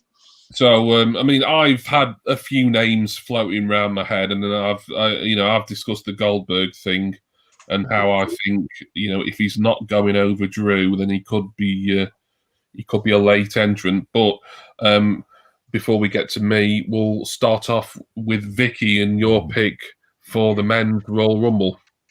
Okay. I had 3 tops. I had Braun Strowman. I had Cesaro or Daniel Bryan. I really want Cesaro to win a title. He deserves the push. He's been amazing. I miss him and Sheamus as the Bar because that was a really good tag team. But, Strowman is back now and everything else. Daniel Bryan is back. So, I mean, this is another tough one too, because all of them are great competitors. We also don't know who's coming back because there's talks of CM Punk coming back. There's all over the place. Yeah, I think we need to put the CM Punk thing. Yeah, I think so. Not to bed, because while everybody's got breath in his body, there's going to be someone out there saying, "Oh, well, there's a chance he could come back." But we know he's been in talks with Vince. That's all we know. So, yeah. I'm gonna actually say Daniel Bryan. Daniel Bryan. I think that's a fairly good shout myself. It's a difficult one, and that's a good thing about a Rumble. It means the excitement's even more palpable when there's actually quite a wide open field of potential winners.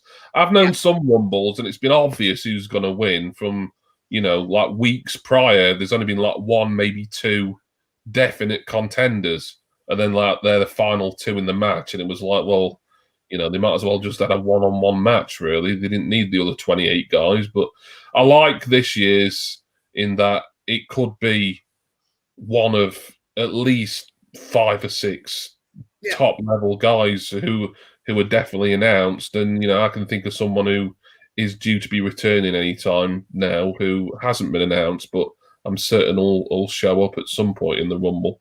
But Daniel Bryan says the Night Owl. Rach Kappa, who've you got for the Royal Rumble men's edition? Now, I've got 3 names that could possibly win it. Okay. Edge, AJ, and Cesaro. Now, I'm actually going to pick Cesaro because I think that bloke has so much for WWE all over the years, and I think he deserves the push that he needs. Just like what they did with Drew last year, he definitely does deserve a big push and a title put on him. Yeah, so I'm going to say Cesaro. It's funny you're picking Cesaro because just in private messages, I was talking to Lee the Pop Tart a couple of days ago, and we're talking a little bit about the Rumble, and Cesaro's his pick, funnily enough.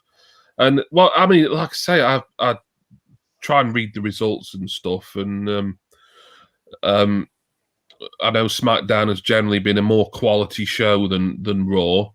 It's not difficult to be because Raw has just been bloody awful continually. But Yeah, it's interesting that, and Vicky, you briefly mentioned Cesaro as a possibility as well. So it does seem to be a lot of traction for, and I wouldn't have, that would have probably passed me by had people like you two and the Pop-Tart not really mentioned it. I know that Nakamura had, he's I think he's pretty much turned face again now, hasn't he? So I don't know. Yeah. I still think really.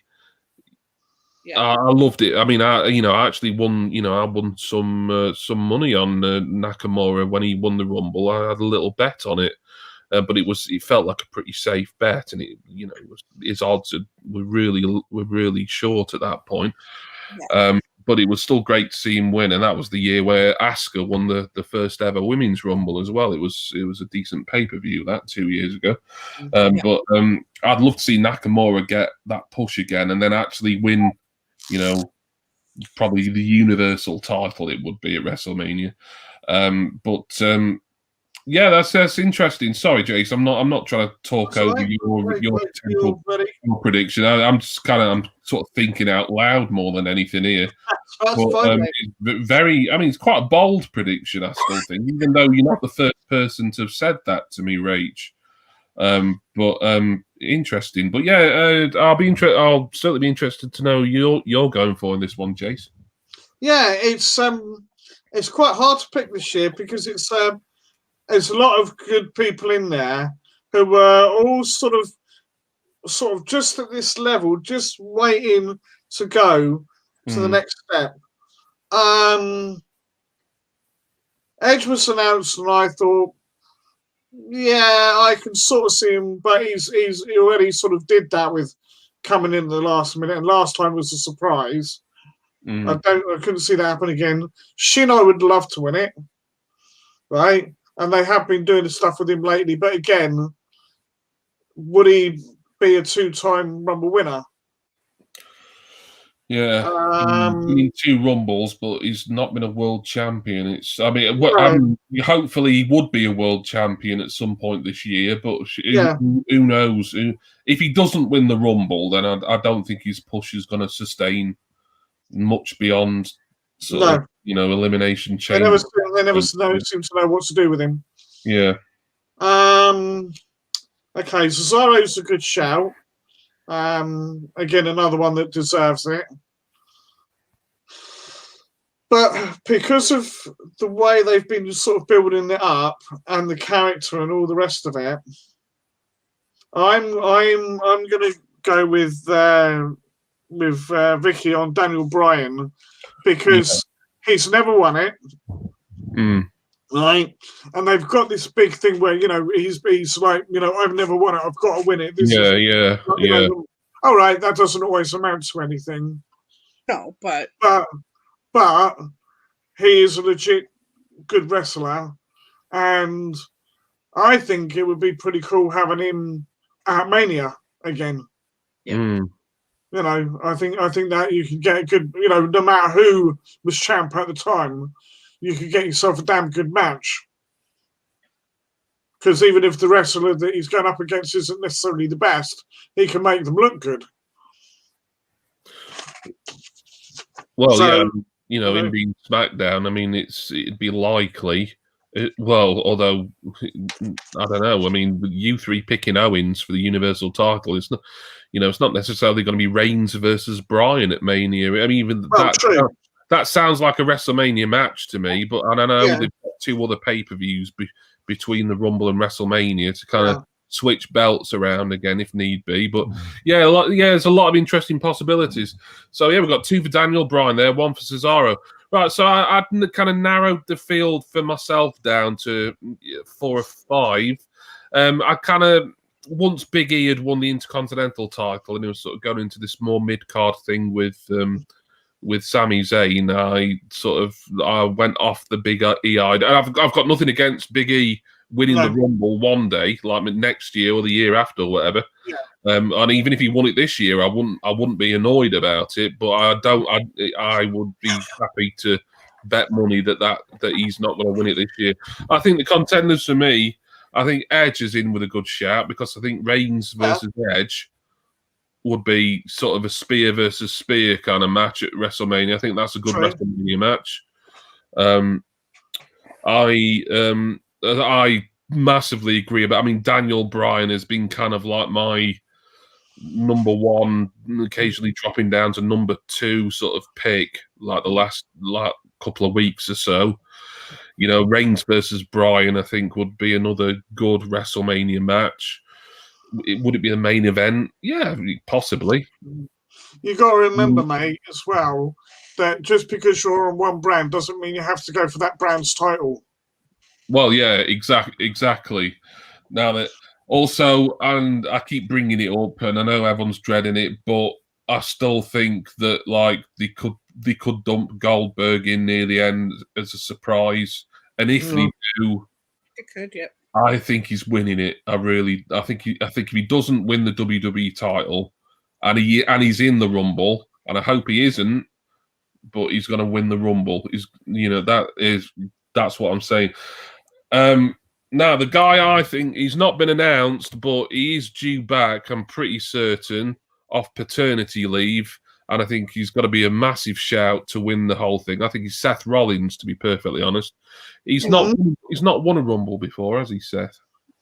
I don't think so. Not that I'm aware of. Yeah. I think he did. Did he win? Yeah, he won a couple of years ago. Did he?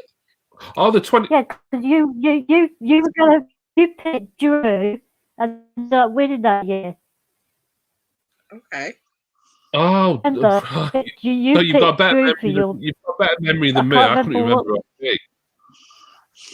that was the year after. I was like, oh yeah, this is going to be Drew's year, and it wasn't. That was the following year.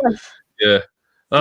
Well, yeah. I mean, Seth Rollins. You know, I think we're going to see him come. He's going to be like one of the big surprises, isn't he? Like, even though I think most people are expecting him anyway. Let me just have a look at the chat before I carry on. Cautious, hello, Cautious. Welcome. Thank you for coming in.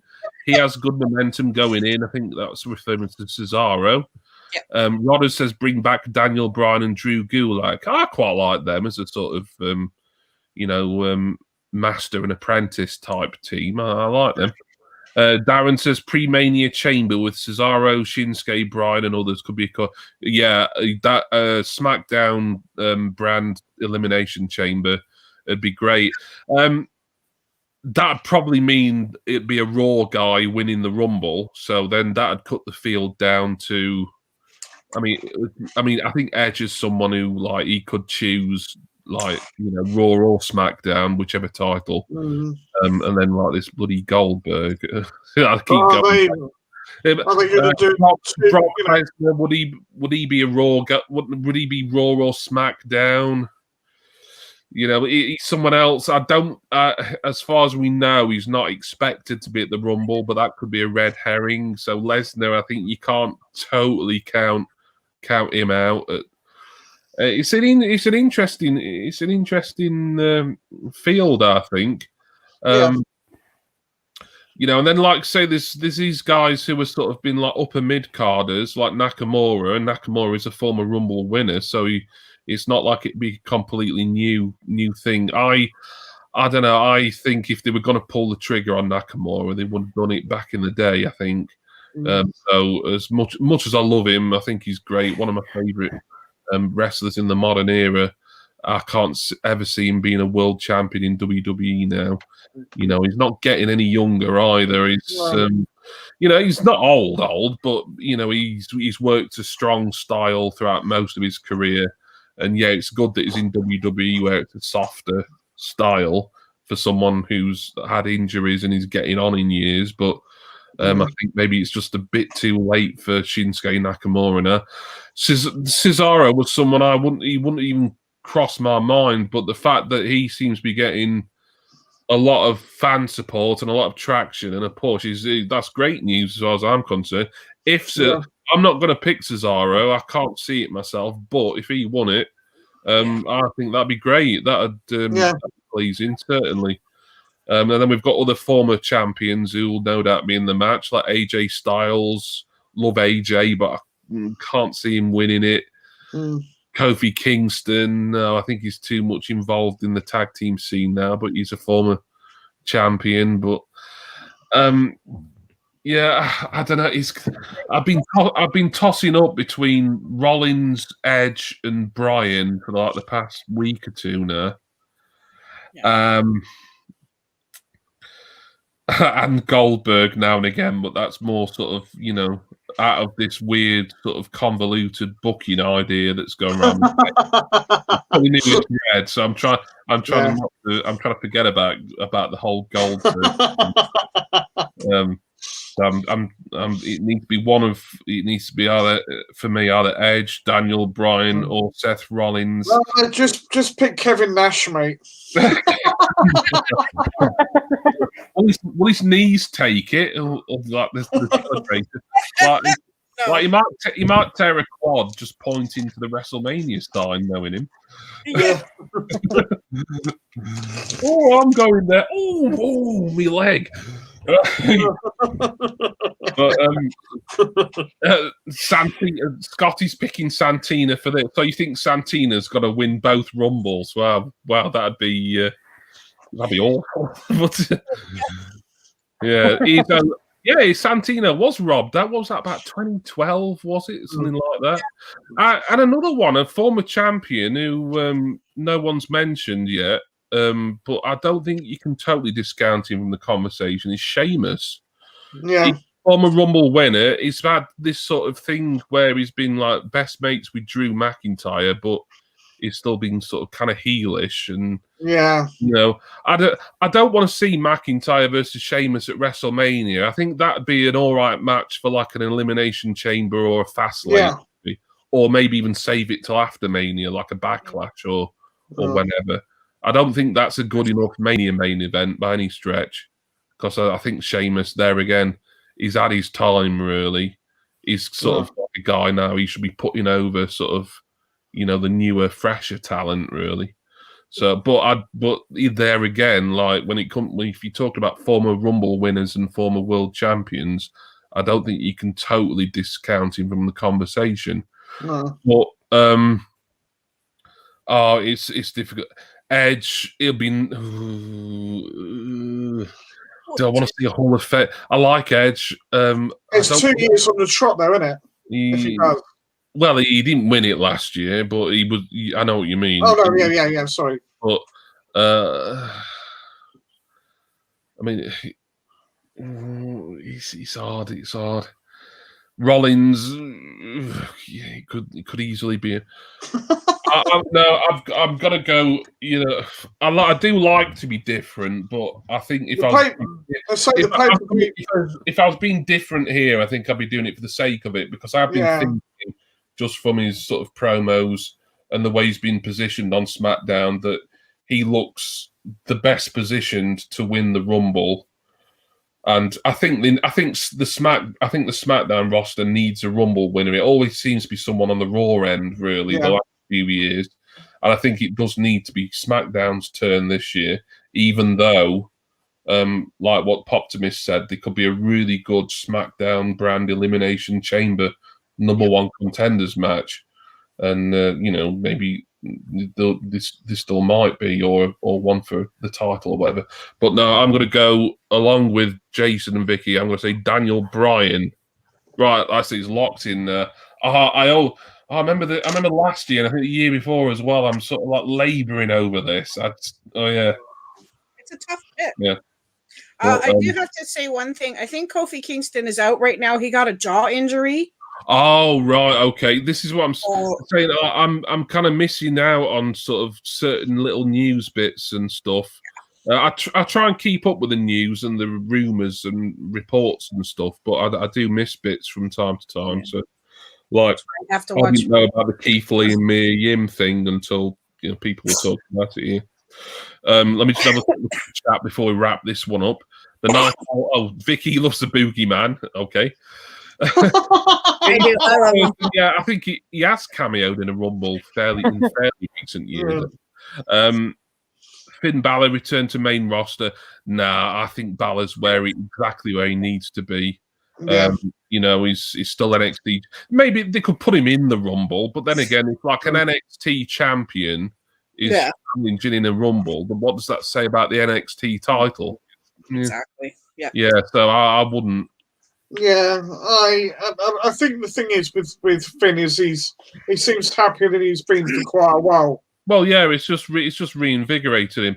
Poptimist, I'm the same. Jimmy not got BT. Well, I've got BT Sport 1. That's the one BT Sport channel I've got, and that shows Raw and SmackDown and NXT. And I've just not got the time or inclination to watch, especially Raw and SmackDown. NXT, I do feel bad about missing that sometimes, but Raw has been the absolute drizzling shits for so long now. It's like I dread even reading the results. That's how bad it is. SmackDown, I don't see it very often, but it does seem to be a better booked product than Raw, certainly. And it sounds to me exciting things going on SmackDown at the moment with people like Nakamura, Cesaro, Bryan. That's why I think really it needs to be a SmackDown Rumble win, and Bryan's my pick, but. I think Edge is a fair shout. I think Rollins is kind of like a surprise who isn't really a surprise. And then, of course, got Bill Goldberg maybe doing double duty, but that's more of a sort of conspiracy theory from me more than anything at the moment. But, you know, if it happens, remember where you heard it first. Adam Cole, another part. Oh, sorry, Rach, that's you typing that. Yeah, Adam Cole. Yeah, because, I mean, they've been talking about splitting up either splitting up the Undisputed Era or just bringing them all up to the main roster at some point. I dread that. I think the Undisputed Era, even though you could argue they've gone as far as they can go as a stable now, I still don't think, even as a stable or separate, any of them would survive very well. Maybe Adam Cole might get sort of a upper mid-card kind of push, really. They have been talking about it. You really see people like Bobby Fish and Roderick Strong, great as they are, can you really see them doing much on Raw or SmackDown? I can't.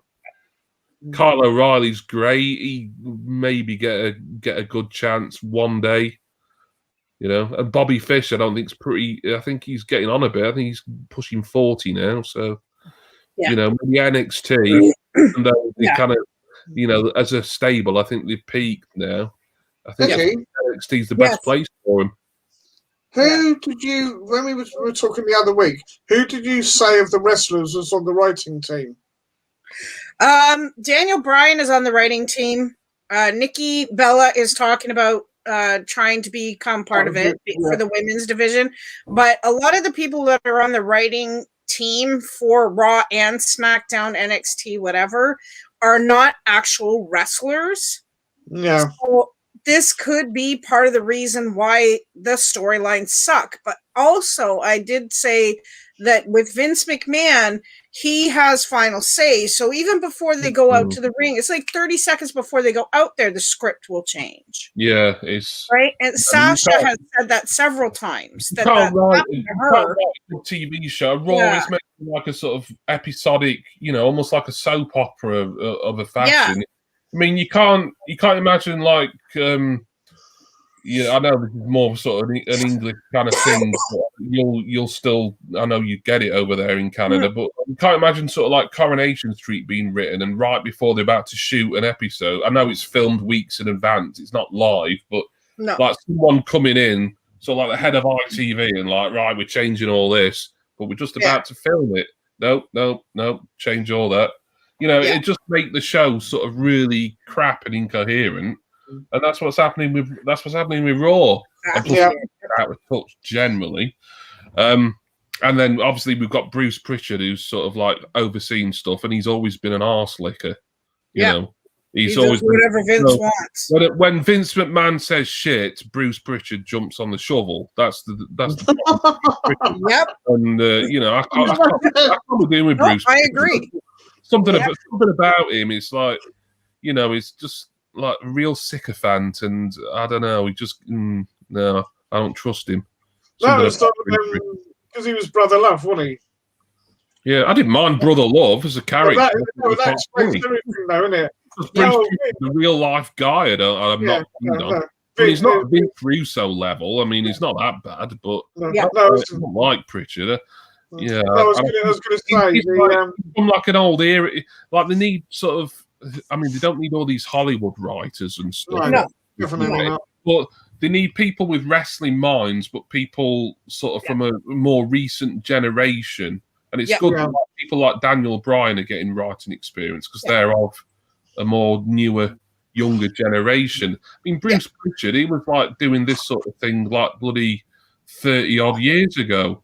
You know, I remember watching the first episode of Raw and seeing Bruce Pritchard with his headset on, sat next to Vince McMahon. He weren't on commentary. But no, I mean the whole brother love thing explains it though. Yeah. No, the whole brother love thing kind of explains it though. I mean, like Vince McMahon, I love you. Yeah. Scott, look at the chat again before we end this. Scott, he says John Cena with his theory. Cena is supposed to be due back at WrestleMania. They could bring him back at the Rumble as a surprise, but supposedly he better not bloody win it. Bring Pete Dunne to Raw. Pete Dunne's great. I think they're going to do more with the whole Oney Lorcan, Danny Burch, and Pat McAfee. Yeah, Pat McAfee, the shorts wearing guy. I think they've still got a way to go with that particular group on NXT. But I love Pete Dunne. I'm a big Pete Dunne fan. I've been ever since he debuted in the UK title tournament. Jimmy Uso's coming back here.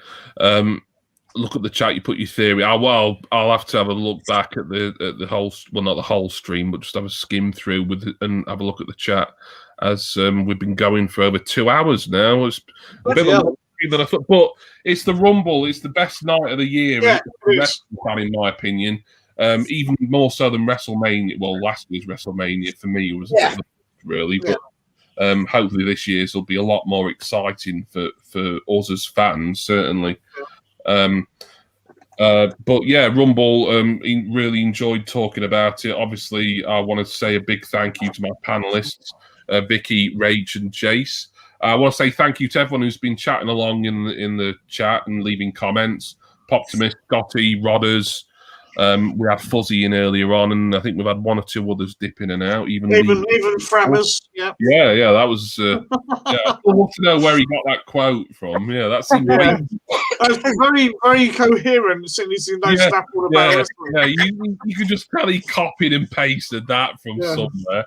Yeah. Well, that probably wasn't Dave. I mean, I don't think you were subscribing to me back in the day, but 2019 we did this like every time there's a pay-per-view, and obviously some events we were looking forward to more than others. I mean, you know, like in the Saudi Arabia era, we were kind of taking the piss out of those pay-per-views a lot. But, you know, they seem like halcyon days now, don't they? Back when you could travel to Saudi Arabia to do a horrible pay-per-view. Well, those were the days. Vicky, was it you that won the other one? The first one we did? Oh, well, didn't Rage win? Rage has won the last 2 years. Yeah. I know. I was in the league last year. I knew it was one of the ladies. Yeah. Yeah, Rach has won the last 2 years. I could have run away with that last year. In a way, I should have written down my predictions and just seen how well I did with them. But if you want, unlike what Jason does every day, I didn't want to play with myself. So. Cheers, mate. And on that note, we're going. But I don't stop thinking about your tea towels, Jason. Calm down. I'm going to say to everyone, if you're watching the Rumble tomorrow, or if you're going to be watching it like sort of the day after on demand or whatever, then hope you enjoy it. Thank you, everyone, again for joining me and for the panelists as well. And we'll be doing this again for next one's Elimination Chamber, isn't it? I think so, yeah.